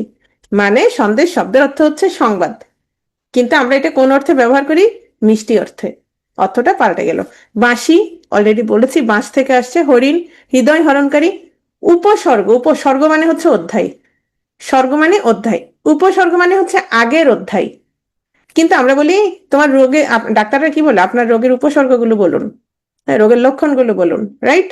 তৈল আসছে তিল থেকে, কিন্তু আমরা সবগুলোরই তৈল বলি। গবাক্ষ, শোনো, গবাক্ষ গো থেকে আসছে। গো মানে গরু, অক্ষ মানে হচ্ছে চোখ, কিন্তু গবাক্ষ মানে হচ্ছে জানালা। গবাক্ষ শব্দের অর্থ কি? জানালা। তাহলে এটা রূঢ়ি শব্দ, হ্যাঁ। স্নাতক, স্নান থেকে আসছে মানে গোসল। পাঞ্জাবি, এটা জানো, পাঞ্জাবি হচ্ছে পাঞ্জাবের অধিবাসী, আমরা পোশাক অর্থে ব্যবহার করি। জ্যাঠামি, জ্যাঠা থেকে আসছে, কিন্তু জ্যাঠামি হচ্ছে পাকনামি। লাবণ্য, লবণ থেকে আসছে, হ্যাঁ। কুশল, কুশ থেকে আসছে। কুশ মানে হচ্ছে খড়, কুশ মানে খড়, কিন্তু কুশল মানে হচ্ছে মঙ্গল বা কল্যাণ। তাহলে এগুলো সবগুলোর উৎপত্তিগত অর্থ এবং ব্যবহারিক অর্থ ভিন্ন। তাহলে এগুলো কি শব্দ? রূঢ় বা রূঢ়ি শব্দ। এখন আমরা একটু মনে রাখবো। কিভাবে মনে রাখবো দেখি, একটু মনোযোগ দাও। রুরি শব্দ মনে রাখার কিছু সহজ টেকনিক। রুরি, রুরির সাথে আমরা কাকে মনে রাখবো? বুড়ি। এই যে বুড়ি, রুরির সাথে বুড়ি, তাহলে বুড়িরা কি হয়? প্রবীণ হয়। রুরির সাথে বুড়ি, তাহলে বুড়িরা প্রবীণ। যারা প্রবীণ তাহলে তারা কি? জ্যাঠা। অবশ্যই জ্যাঠারা কি হয়? প্রবীণ হয়। তারা মাথায় কি দেয়? তেল দেয়। তারা কি সন্দেশ খায়? খায় না। হ্যাঁ, তাদের যেহেতু ডায়াবেটিস, তারা কি করে? বুড়ারা পাঞ্জাবি পরে। তারা বেশি যে কোনো একটা বিষয় নিয়ে বেশি কথা বলে, মানে গবেষণা করে। হ্যাঁ, আর তারা তো যেহেতু বুড়া, অবশ্যই স্নাতক অলরেডি ডান, শেষ। তাদের লাবণ্য কি? লাবণ্য বেড়ে যায় না? আচ্ছা, ওইটা যার যার, মানে যে যেভাবে দেখে আর কি। এবং তারা যেহেতু অনেক রোগ থাকে, তাদের কি থাকে? উপসর্গ থাকে, রোগের লক্ষণ থাকে। এবং তাদের যেহেতু দাঁত পড়ে যায়, তারা কি দাঁত, মানে বাঁশি বাজাতে পারে? পারে না। তাদের আমরা মাঝে মাঝে কি করব? কুশল, মানে খবরাদি, খোঁজ খবর নিব। হ্যাঁ, আর তাদের হৃদয় হরণ করার, মানে তারা যে তার বেশি দিন বাঁচবে না, চেষ্টা করবে আর কি। আর গবাক্ষ মানে কি? গবাক্ষ মানে হচ্ছে জানালা, রাইট? তাহলে জানালা দিয়ে একটু তাদের খোঁজ খবর নিব। আচ্ছা, তারপরে হচ্ছে, আচ্ছা, পলাশ, পলান্ন, পলাশ, পলান্ন। আচ্ছা, পলান্ন হচ্ছে পল মিশ্রিত, পল মানে হচ্ছে মাংস, মাংস মিশ্রিত ভাত। হ্যাঁ, পলাশ শব্দটা হচ্ছে পল থেকে আসছে, পল মানে মাংস। তাহলে এটাও কি নাই? মিল নাই। হস্তি, হস্ত থেকে আসছে, তাহলে এটাও কি নাই? মিল নাই। তাহলে এগুলো হচ্ছে আমরা কিছুটা মনে রাখার চেষ্টা করব। এরপর চলে আসছি জগরুরো শব্দ নিয়ে। আমি লাস্টে প্রশ্ন করব। হ্যাঁ, এতটুকু আশা করি বুঝতে পেরেছো। তাহলে যৌগিক শব্দে কি হবে? উৎপত্তির সাথে ব্যবহারিক অর্থে মিল থাকবে, আর রুড়িতে মিল থাকবে না। শেষ। শব্দগুলো দেখলে বুঝতে পারবা। এখন আসো, এটা কি তোমরা মুখস্থ করবা? হ্যাঁ, এটা কি মুখস্থ করা লাগবে? তুমি যদি বুঝো তাহলে লাগবে, না না বুঝলে লাগবে। তারপরও আমরা যদি এভাবে পড়ি, মনে রাখি, সুবিধা তো। কেন? পরীক্ষার হলে দ্রুত মনে পড়বে। অনেক সময় পরীক্ষার হলে মাথা কাজ করবে না। কিন্তু আমরা যদি বলি, আচ্ছা রুড়ি, রুড়ির সাথে বুড়ি মিল আছে, বুড়ির সাথে পাঞ্জাবি মিল আছে, বুড়ি বা বুড়ার সাথে পাঞ্জাবি মিল আছে, স্নাতক মিল আছে, তাই না? বুড়ার সাথে তুমি এই শব্দটাকে কি করলা? রিলেট করলা। তাহলে তোমার দ্রুত মনে পড়বে, রাইট? আচ্ছা, নেক্সট, যোগরূঢ় শব্দ। দেখো, আমি কিন্তু রুড়ি শব্দের ক্ষেত্রে কি লিখেছিলাম? উপসর্গ আর প্রত্যয় নিষ্পন্ন শব্দ বলেছিলাম। কখন? রুড়ি শব্দের ক্ষেত্রে। কিন্তু জগরুরুর ক্ষেত্রে আমি একবার লাল করে দিয়েছি কি? সমাস নিষ্পন্ন শব্দ। তাহলে জগরুরু শব্দগুলো কি হবে? সমাস নিষ্পন্ন শব্দ। জগরুরু শব্দ কি হবে? সমাস নিষ্পন্ন শব্দ। যে সকল শব্দ সম্পূর্ণভাবে সমস্যমান পদ সময়ের অনুগামী না হয়ে, এটা তোমাদের কাছে একটু কঠিন লাগতে পারে যে এটা কি সমস্যমান পদ কি। শোনো, সমস্যমান পদ বলতে এখানে আমরা যে আমাদের যখন যে কোনো শব্দ আমরা যখন তোমার কি বলে সমাসের মাধ্যমে নতুন শব্দ যখন গঠিত হয়, তখন এই ব্যাস বাক্যের যে পদগুলো সেগুলোকে আমরা কি বলি? আমরা বলি যে সমস্যমান পদ বা শব্দ। আমি একটু করে তোমাদের বুঝাই দিচ্ছি। ধরো, জলধি, জলধি এই শব্দটা সমাসের মাধ্যমে গঠিত হয়েছে। কিসের মাধ্যমে? সমাসের মাধ্যমে গঠিত হয়েছে। এখন তাহলে সমাস কি? জল ধারণ করে যা, এগুলো হচ্ছে সমস্যমান পদ। তো বলছে সমস্যমান পদ সময়ের অনুগামী না হয়ে বিশিষ্ট অর্থ গ্রহণ করে। তাহলে আমরা একটু দেখি। তাহলে প্রথমত জগরুড় শব্দ কিসের মাধ্যমে গঠিত হলো? সমাসের মাধ্যমে। ওকে, বলছে বিশিষ্ট অর্থ গ্রহণ করে। তাহলে আমরা একটু দেখি, জল ধারণ করে যা। তোমাদের ঘরে তোমার সামনে এখন যে কাপ আছে সেটা কি জল ধারণ করে কিনা? অবশ্যই জল ধারণ করে। তোমাদের ঘরে আমরা পিটুয়ে থেকে মাঝে মধ্যে মগ পাঠাই, জল ধারণ করে। বালতি জল ধারণ করে, বদনা মগ জল ধারণ করে, সবকিছুই মোটামুটি জল ধারণ করে। কিন্তু জলধি মানে কি তোমাদের বালতি জগ মগ এগুলা? না, জলধি মানে হচ্ছে কি? সাগর, যেটা কি করে? জল ধারণ করে। জলধি শব্দের অর্থ কি? সাগর। তাহলে আমরা দেখতে পাচ্ছি জগরুরু শব্দগুলো দেখা যাবে অনেকগুলো অর্থের মধ্যে একটা বিশিষ্ট অর্থ সে কি করবে? সে ধারণ করবে, একটা বিশিষ্ট অর্থ সে নিবে, বুঝাবে, রাইট? আমরা অনেক সময় মানে জগরুরের সাথে রুড়ি মিলাই ফেলি, বলি কি ম্যাডাম জগরুরও তো মিল নাই।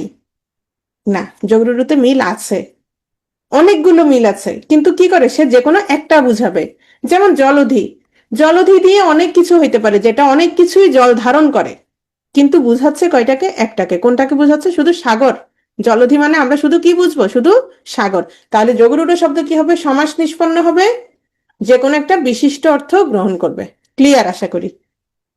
এইটার সাথে আমরা যৌগিক আর কি রুড়ির মিলাবো না, যৌগিক হচ্ছে মিলে, রুড়ি হচ্ছে মিলে না, একেবারেই মিলে না, শেষ। আর যোগরুড়ি হচ্ছে সমাস নিষ্পন্ন, অনেকগুলো অর্থ হতে পারে, কিন্তু যে কোনো একটা অর্থ সে নিবে। কিরকম? রাজপুত। রাজপুত মানে হচ্ছে তোমার কি ভারতের একটা জাতি বিশেষ, কিন্তু রাজপুত বলতে আমরা কি বুঝাই? রাজার পুত্র। তাহলে এটা সমাসের মাধ্যমে হয়েছে কি? সমাসের মাধ্যমে হয়েছে রাজার পুত্র, তাহলে রাজপুত। তাহলে কি হলো? এটা একটা ভারতের একটা জাতি, যেহেতু সমাস নিষ্পন্ন, তাহলে এটা কি হচ্ছে? এটা হচ্ছে যোগরূঢ়। তাহলে রাজপুত কি হবে? যোগরূঢ়। রাজপুত কি? যোগরূঢ়। কিন্তু যদি বলে রাজপুত্র, রাজপুত্র, তাহলে রাজা যোগ পুত্র, তাহলে কি হবে বলো তো? এটা হবে যৌগিক। এটা হবে যৌগিক। কেন যৌগিক হবে? কারণ রাজপুত্র তো রাজপুত্র, সেখানে রাজার পুত্রই বোঝায়, সেখানে অন্য কিছু নাই। রাজপুত্র হচ্ছে রাজার সাথে কি আছে? মিল আছে, সেখানে অন্য কোনো অর্থ নাই। কিন্তু রাজপুত মানে কি? ভারতের একটা জাতি বিশেষ, তাহলে এটার অন্য একটা অর্থ আছে। তাহলে কিছু যোগরূঢ় শব্দ আমরা দেখি। পঙ্কজ, আমি তোমাদের বলেছিলাম জ মানে হচ্ছে জন্মে, তাহলে পঙ্ক, পঙ্ক মানে হচ্ছে কাদা। পঙ্কে জন্মে যা, পঙ্কে তো অনেক কিছু, কাদাতে কি জন্মে? শৈবাল, শালুক, ঘাস, অনেক কিছুই জন্মে। কিন্তু পঙ্কজ মানে কি? পদ্মফুল। রাজপুত, এটা তো অলরেডি বলেছি। মহাযাত্রা, ছেলেরা কি করে?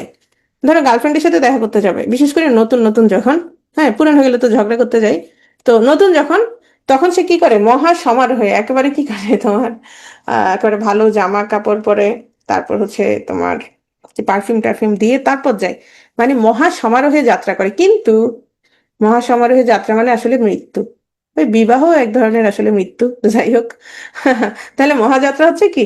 মৃত্যু। কিন্তু মহাযাত্রা বুঝায় মহাসমারোহে যাত্রা। মহাসমারোহে তো আমরা নিজেরাও অনেকে যে এখন ছবি তুলতে টিকটক করতেও কি মহাসমারোহে সাজগোজ করে, রাইট? জলধি, যেটা জল ধারণ করে, তাহলে সেটা বুঝাচ্ছে সাগর, কিন্তু জল অনেক কিছুই ধারণ করে, রাইট? অচল, অচল মানে যার নড়াচড়া করে না। তো নড়াচড়া করে না, এ তোমার হাতে যে কলম, খাতা, বই, অনেক কিছু, যত জড় বস্তু, কোনো কিছুই তো নড়াচড়া করে না। কিন্তু অচল বলতে বুঝাই শুধু কাকে? পর্বতকে। তার মানে যোগরূঢ় শব্দে আরো অনেক কিছুই আছে, কিন্তু বুঝাচ্ছে হচ্ছে একটাকে, এবং সেটা কি হবে? অবশ্যই সমাস নিষ্পন্ন শব্দ হবে। জল ধর, জলকে যেটা ধরে রাখে, তাহলে জলকে ধরে কে রাখে? অনেক কিছুই তো জল ধরে রাখে, বালতি বতনা সবকিছুই জল ধরে রাখে। কিন্তু জলধর বলতে শুধু বুঝায় মেঘ, মেঘকে বুঝায় জলধর। সরোজ, যেটা সরোবরে জন্ম, যেটা পুকুরে জন্ম, পুকুরে অনেক কিছুই জন্মায়, কিন্তু সরোজ মানে হচ্ছে পদ্মফুল। পঙ্কজ মানে পদ্মফুল, পঙ্কজ মানে কি? পদ্মফুল। ওকে, তাহলে আরো কিছু যোগরূঢ় শব্দ আমরা এখানে দেখি। জলদ, অলরেডি বলেছি, যেটা জল দেয়, তাহলে মেঘ। জল অনেক কিছুই দেয়, তুমি ট্যাপ ছাড়লে কি তোমাকে জল দেয় না? দেয়।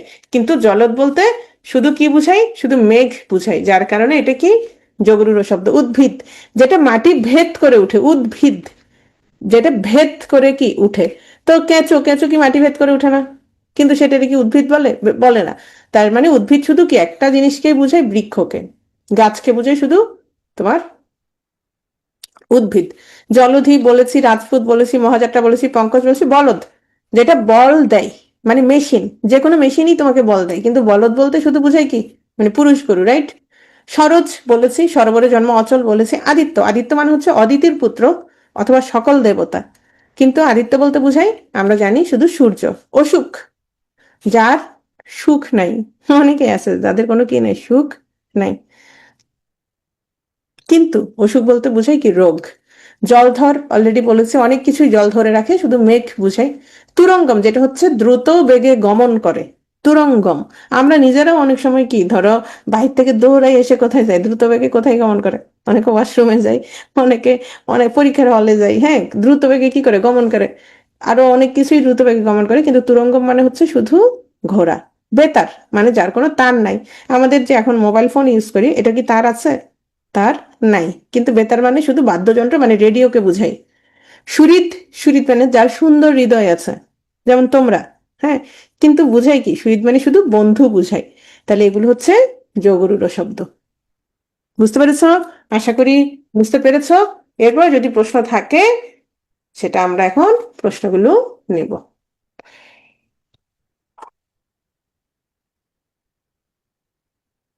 বাক স্বাধীনতা দেওয়া হবে, সেটার অপব্যবহার করবা না, আমাকে প্রশ্ন করতে পারো।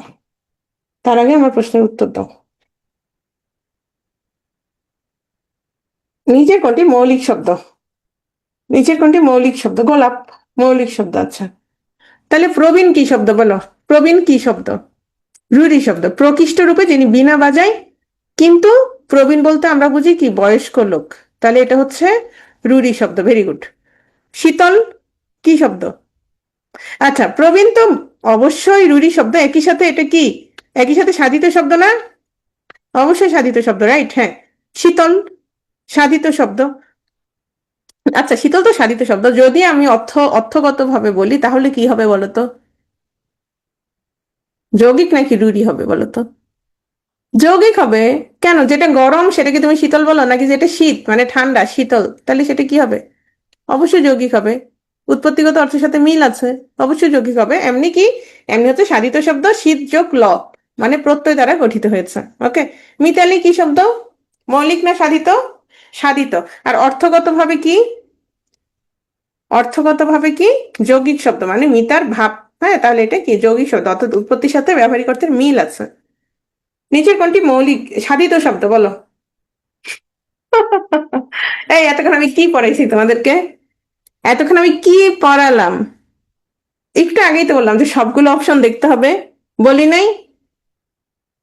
একটু আগেই বলি নাই সবগুলো অপশন দেখতে হবে? এখানে সবগুলোই সাধিত শব্দ। সবগুলোই হচ্ছে কি সাধিত শব্দ। মিতালি মিতযোগ আলী, জ্যাঠামি জ্যাঠাযোগ আমি, সরস সরোবরে যেটা জন্মে, প্রবীণ যেটা কি প্রকৃষ্ট রূপে বীণা বাজায় যিনি মানে প্রযোগ বীণ। ওকে, তাহলে এখানে সবগুলো কি সবগুলোই সাধিত শব্দ। ক্লিয়ার? নিচের কোনটি যোগরূঢ় শব্দ বলো? সাধিত আর যোগরূঢ়, উফ রে। সাধিত হচ্ছে তোমার গঠনমূলক শ্রেণী বিভাগ, আর যোগরূঢ় হচ্ছে অর্থমূলক শ্রেণী বিভাগ। সকল যোগরূঢ় শব্দই সাধিত শব্দ, কারণ যোগরূঢ় শব্দগুলো সমাসের মাধ্যমে গঠিত হয়েছে। তাহলে সকল যোগরূঢ় শব্দ কি? সকল যোগরূঢ় শব্দই কি শব্দ? সাধিত শব্দ। কিন্তু সকল সাধিত শব্দ কি যোগরূঢ় শব্দ বলো তো? সকল যোগরূঢ় শব্দ সাধিত শব্দ, কেন? সমাসের মাধ্যমে গঠিত হয়েছে। কিন্তু সকল সাধিত শব্দ কি যোগরূঢ় শব্দ? না। কেন? সকল সাধিত শব্দ কি কি হতে পারে? যৌগিক হতে পারে, রূঢ়ি হতে পারে, যোগরূঢ় হতে পারে, রাইট? যারা মনে হচ্ছে ক্লাস পুরোপুরি বুঝো নাই তারা আবার রেকর্ড দেখবা। আর এখন তো আমি প্রশ্ন নিচ্ছি, প্রশ্নও করবা। নিচের কোনটি যোগরূঢ় শব্দ বলো? শোনো, জলধর।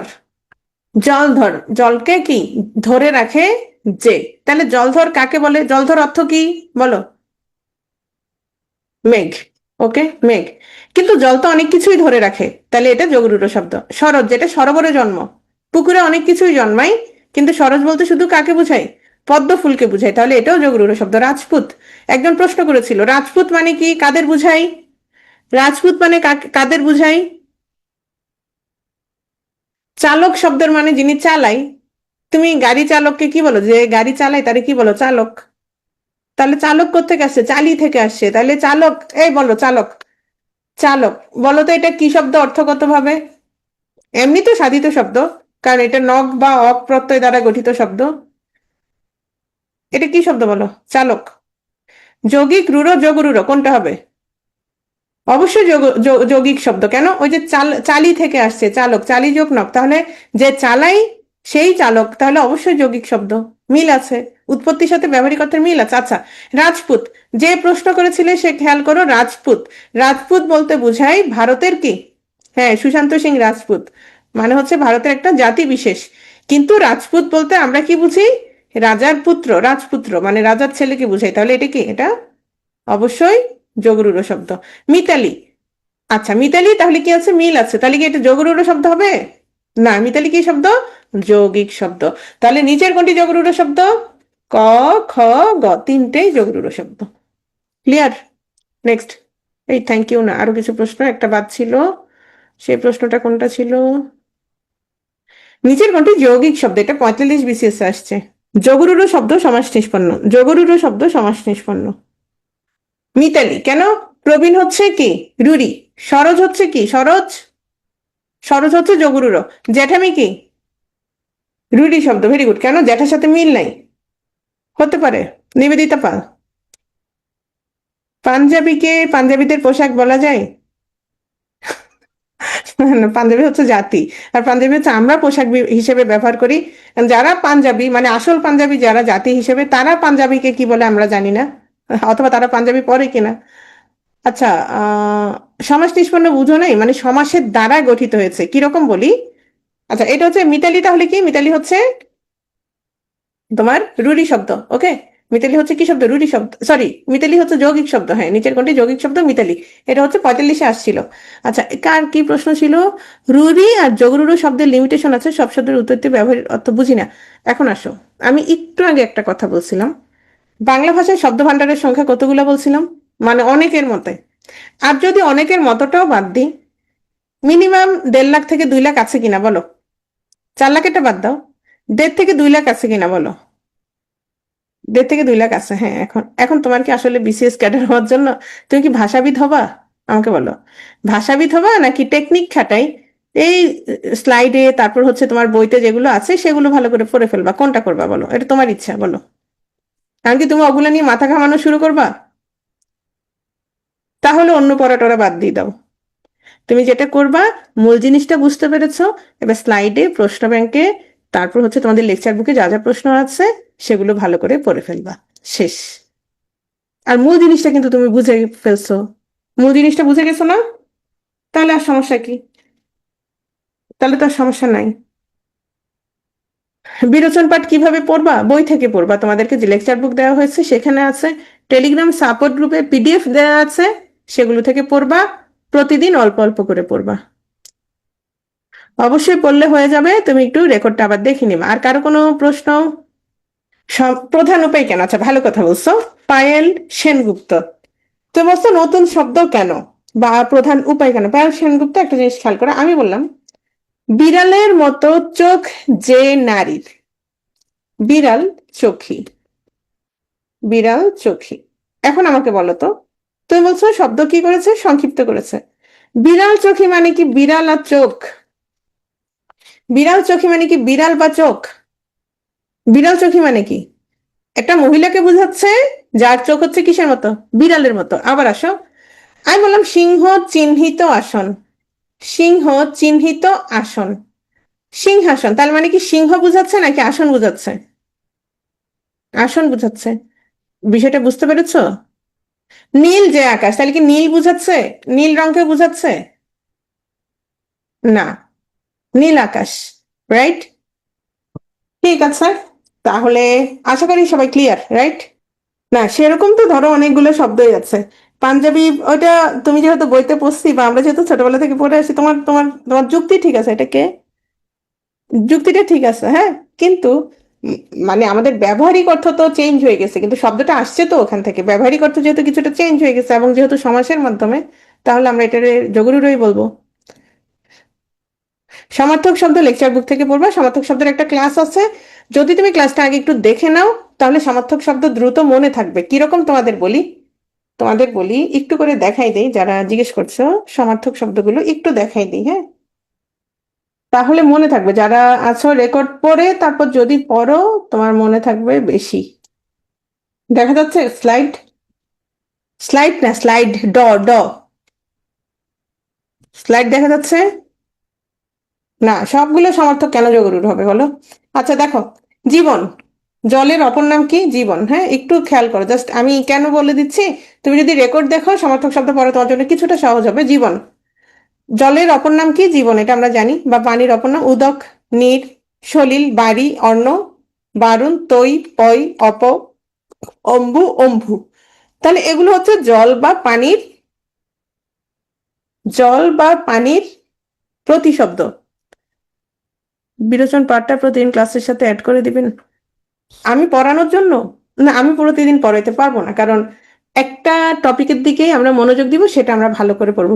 শোনো, একটা কথা বলি, জীবন অনেক বড়, অনেক জটিল।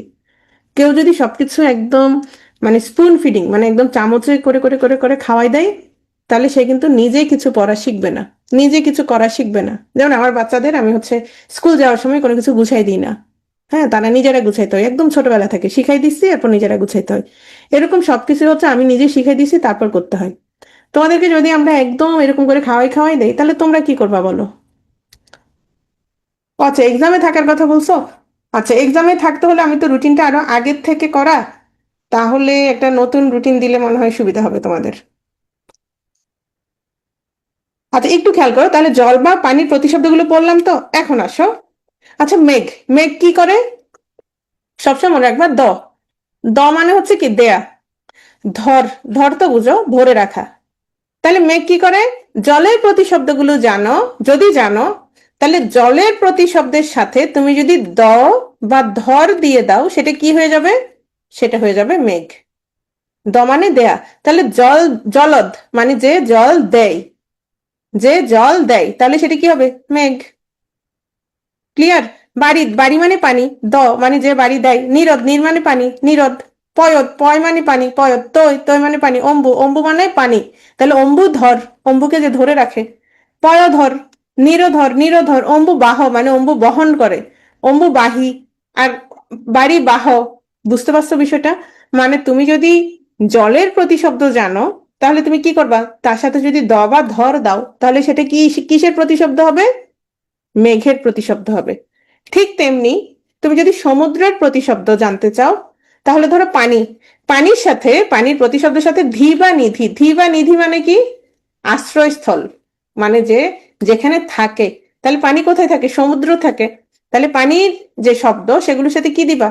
ধি বা নিধি। যেমন বাড়ি, বাড়ি মানে পানি, বাড়িধি। তাহলে বাড়িদ কি বলতো? বাড়িদ,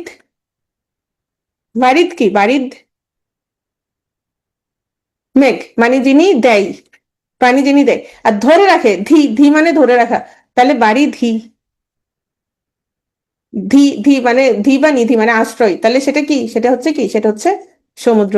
অম্বুধি, বাড়ি নিধি, জলনিধি, পয়োধি, অম্বধি, অম্বনিধি, নিরোধি, তয়োধি, নিধি। দেখতে পাচ্ছ?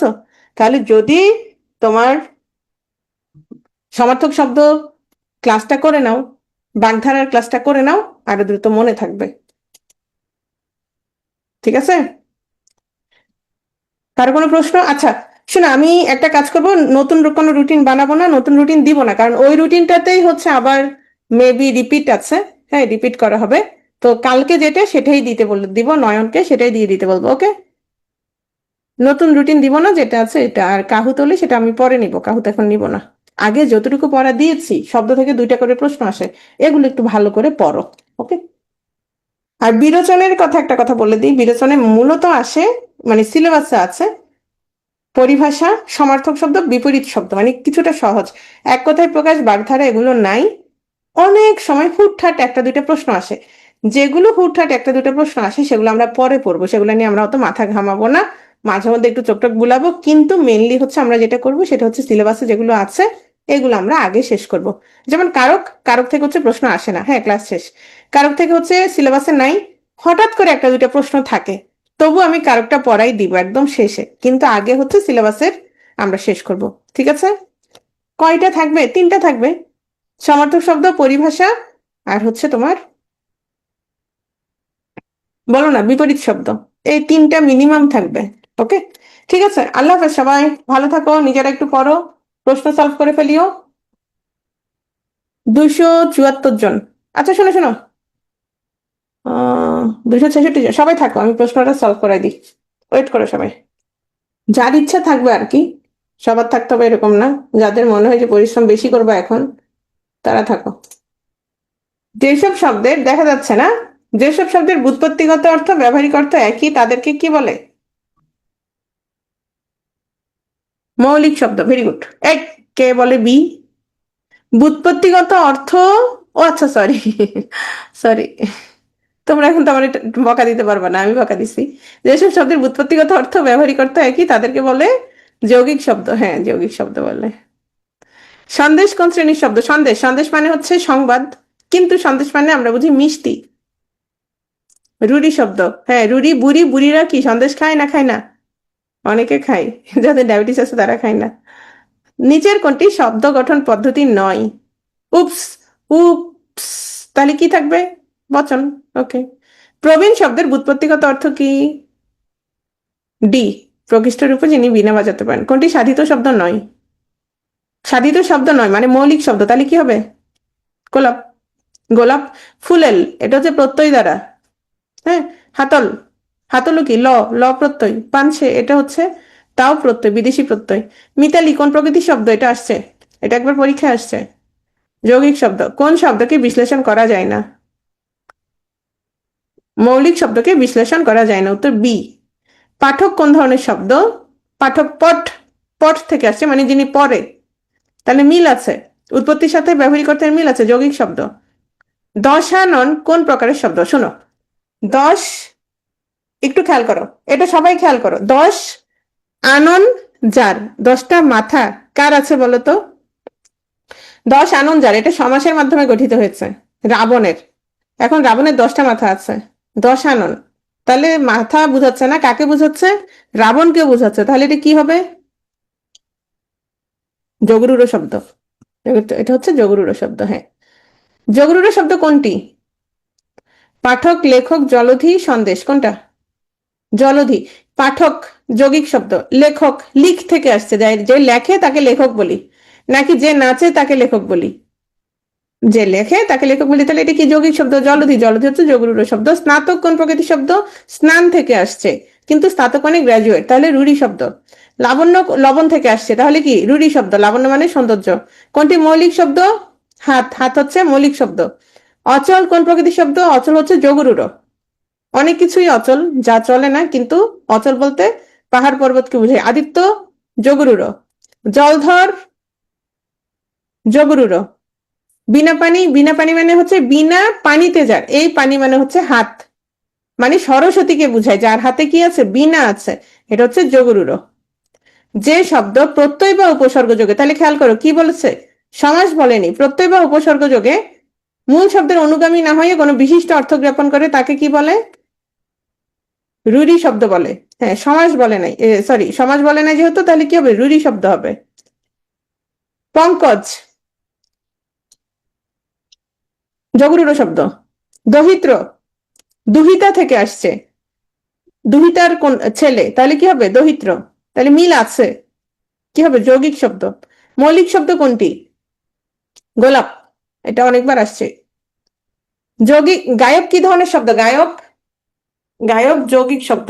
আচ্ছা, গোলাপি, গোলাপি কি ধরনের শব্দ? যৌগিক শব্দ। সাধিত শব্দ, দুটোই, যৌগিক ও সাধিত দুটোই। সাধিত শব্দ অবশ্যই, কারণ এখানে ই প্রত্যয় যুক্ত হয়েছে, এজন্য সাধিত। আবার এটা যৌগিক শব্দ, কেন? গোলাপ থেকে গোলাপি। হ্যাঁ, সাধিত এবং যৌগিক দুটোই। মহাযাত্রা কোন প্রকারের শব্দ? যোগরূঢ় শব্দ। মহা সমারোহে যাত্রা। অর্থগতভাবে অতি, অতি তাহলে কি হবে? 3 প্রকার, অর্থগতভাবে 3 প্রকার। কোন ধরনের শব্দাবলী ভাষার মূল উপকরণ? মৌলিক শব্দ হচ্ছে ভাষার মূল উপকরণ। এই মৌলিক শব্দের সাথে তোমার উপসের মাধ্যমে নতুন শব্দ গঠিত হয়। কোনটি যৌগিক শব্দ? চিকামারা। সন্দেশ শব্দটির প্রকৃতি প্রত্যয়গত অর্থ কি? সংবাদ, সংবাদ। বিদ্যালয় শব্দটি কিভাবে গঠিত হয়েছে? শোনো, এখানে যেহেতু সন্ধি নাই, তাহলে কি হবে? শোনো, বিদ্যালয় বিদ্যাযোগ আলয়, কিন্তু এখানে যেহেতু সন্ধি নাই, তাহলে কি হবে? সমাস হবে। কেন? বিদ্যা শিক্ষার আলয়, বিদ্যা শিক্ষার আলয়। ওকে। নবান্ন শব্দটি কোন প্রক্রিয়ায় গঠিত? আচ্ছা, এখানে একটা কথা বলে রাখি, খেয়াল করো, সন্ধি সমাস দুটোই আছে। শোনো, খেয়াল করো, যদি সন্ধি থাকতো তাহলে সমাস হতো। কেন সমাস হতো বলি, সমাসের পরেই সন্ধি, সন্ধি দ্বারা আমি তোমাদেরকে কিন্তু প্রথমে দেখিয়েছি, শব্দটা গঠিত হয়েছে প্রথমে বিদ্যা শিক্ষার আলোয়, সেখান থেকে বিদ্যা আলোয়, পরে সন্ধির মাধ্যমে সেটা ছোট হয়েছে। তাহলে যেটা আগে সেটা উপস, উপস সবসময় আগে হবে, উপস সবসময় আগে হবে, সন্ধি হচ্ছে শেষে হবে। ঠিক আছে, সমাস আগে সন্ধি শেষে। তাহলে নবান্ন শব্দটি দুটো প্রক্রিয়াতেই গঠিত হয়েছে, সমাস এবং সন্ধির মাধ্যমে। তাহলে এখানে আগে কোনটা হবে? অনেক কোশ্চেন স্লাইডে থাকলেও বইয়ে নাই। হ্যাঁ, তো দুটোই তো তোমাদের দেওয়া হয়েছে, তুমি দুটোই প্র্যাকটিস করবে এবং দুটোই প্র্যাকটিস করতে বলা হয়েছে। হ্যাঁ, তাহলে দুটোই থাকলে সমাস আগে হবে, সন্ধি পরে হবে। নতুন শব্দ গঠন করে কোনটা? সন্ধি ও সমাস নতুন শব্দ গঠন করে। সন্ধি ও কারক, বচন ও সমাস, প্রত্যয় ও বচন, এখানে কোনটা হবে বলো তো? মনোযোগ দাও ভালো করে, প্রথমে আসো। প্রত্যয় এবং বচন, বচন কোনো শব্দ গঠন করে না, তাহলে এটা শেষ। বচন ও সমাস, বচন শেষ, এখানে শেষ। সন্ধি ও কারক, তাহলে কারক কোনো শব্দ গঠন করে না, তাহলে এখানে থাকলো সন্ধি ও সমাস। তাহলে কোনটা হবে? প্রথমটা হবে। কোনটি মৌলিক শব্দ? নাক, নাক। কারণ মানব, মনোযোগ স্ন, এটা প্রত্যয় দ্বারা গঠিত শব্দ, ঠিক আছে? গঠনগত দিক থেকে শব্দ কত? তাহলে গদু, দুই, দুই প্রকার। বাংলা ভাষায় শব্দ সাধন হয় না কোন উপায়ে? সমাস দ্বারা হয়, হয়। লিঙ্গ পরিবর্তন দ্বারা হয়, হয় না। এটা একজনে বুঝতে চাইছিল। লিঙ্গ পরিবর্তন দ্বারা যে পরিবর্তনটা হয় সেটা আসলে প্রত্যয়ের মাধ্যমে, হ্যাঁ। উপসর্গ দ্বারা, ক খ গ তিন উপায়ে হয়। সমাস হয় না নিম্নোক্ত কোন উপায়ে? লিঙ্গ পরিবর্তনের দ্বারা, তাহলে বি হবে উত্তর। সুরিত কি ধরনের শব্দ? সুন্দর হৃদয় যার। সুরিত কি হবে? জগরুড় শব্দ, সুন্দর হৃদয় যার। সমাস নিষ্পন্ন শব্দ, তৎসম শব্দ কোনটি? দরকার নাই, 34 থেকে কালকে পড়াবো, এগুলো এখন পড়াই নাই আমি। ঠিক আছে, তাহলে আল্লাহ হাফেজ, সবাই ভালো থাকো, টায়ার্ড হয়ে গেছি। মূল, মৌলিক, তাহলে মূল থেকে আসছে। ইক, ইক প্রত্যয় যুক্ত হয়েছে, তাহলে মৌলিক কি হবে? ফাহিম বলো। শব্দটা আসছে মূল থেকে, তাহলে মূল যোগ ইক, ইক প্রত্যয় যুক্ত হয়েছে, তাহলে ফাহিম তুমি বলো এটা কি শব্দ? সাধিত শব্দ। ইশরাত রেশমা, এত যেহেতু স্ক্রিন টাইম ভালো না, তোমাদেরকে বই দেওয়া হয়েছে, একটু বই থেকে পড়ে ফেলবা, ওকে? আর স্লাইডও আছে, স্লাইড হচ্ছে ওয়েবসাইটে দেওয়া আছে, সেখান থেকে ইনশাল্লাহ দেখে ফেলবা। এটাও প্রত্যয় সাধিত শব্দ, সাকিব, ধাতু থেকে আসছে। হুম, ধাতু থেকে আসছে। সুহৃদ মানে সুন্দর হৃদয় যার, সমাস নিষ্পন্ন, কিন্তু সুহৃদ বলতে কাকে বুঝাই? বন্ধুকে বুঝাই। সুন্দর হৃদয় তো আমার তোমার অনেকের আছে, কিন্তু শুধু বন্ধুকে বুঝাই। বই পাই না, ইনশাল্লাহ পেয়ে যাবা। বই না পেলে এখন স্লাইড থেকে পড়ো, প্রশ্ন ব্যাংক প্র্যাকটিস করো, ঠিক আছে? আল্লাহ হাফেজ, ভালো থেকো সবাই। স্লাইডার বই একদমই মিল, একটু টুকটাক এদিক সেদিক থাকে, আমরা ক্লাস নেওয়ার আগে একটু আপডেট করি। হ্যাঁ, একটু আপডেট না করলে তোমাদের নিজেদেরই ভাল লাগবে না। এখন এটা নিয়ে আসলে ইস্যু করার কিছু নাই, যদি দেখো টুকটাক স্লাইডের বেশি, সেটা বইতে ছোট্ট করে টুকে রাখবা, ওকে? ভালো থাকো সবাই, হ্যাঁ, আল্লাহ হাফেজ, গুড নাইট, আল্লাহ হাফেজ।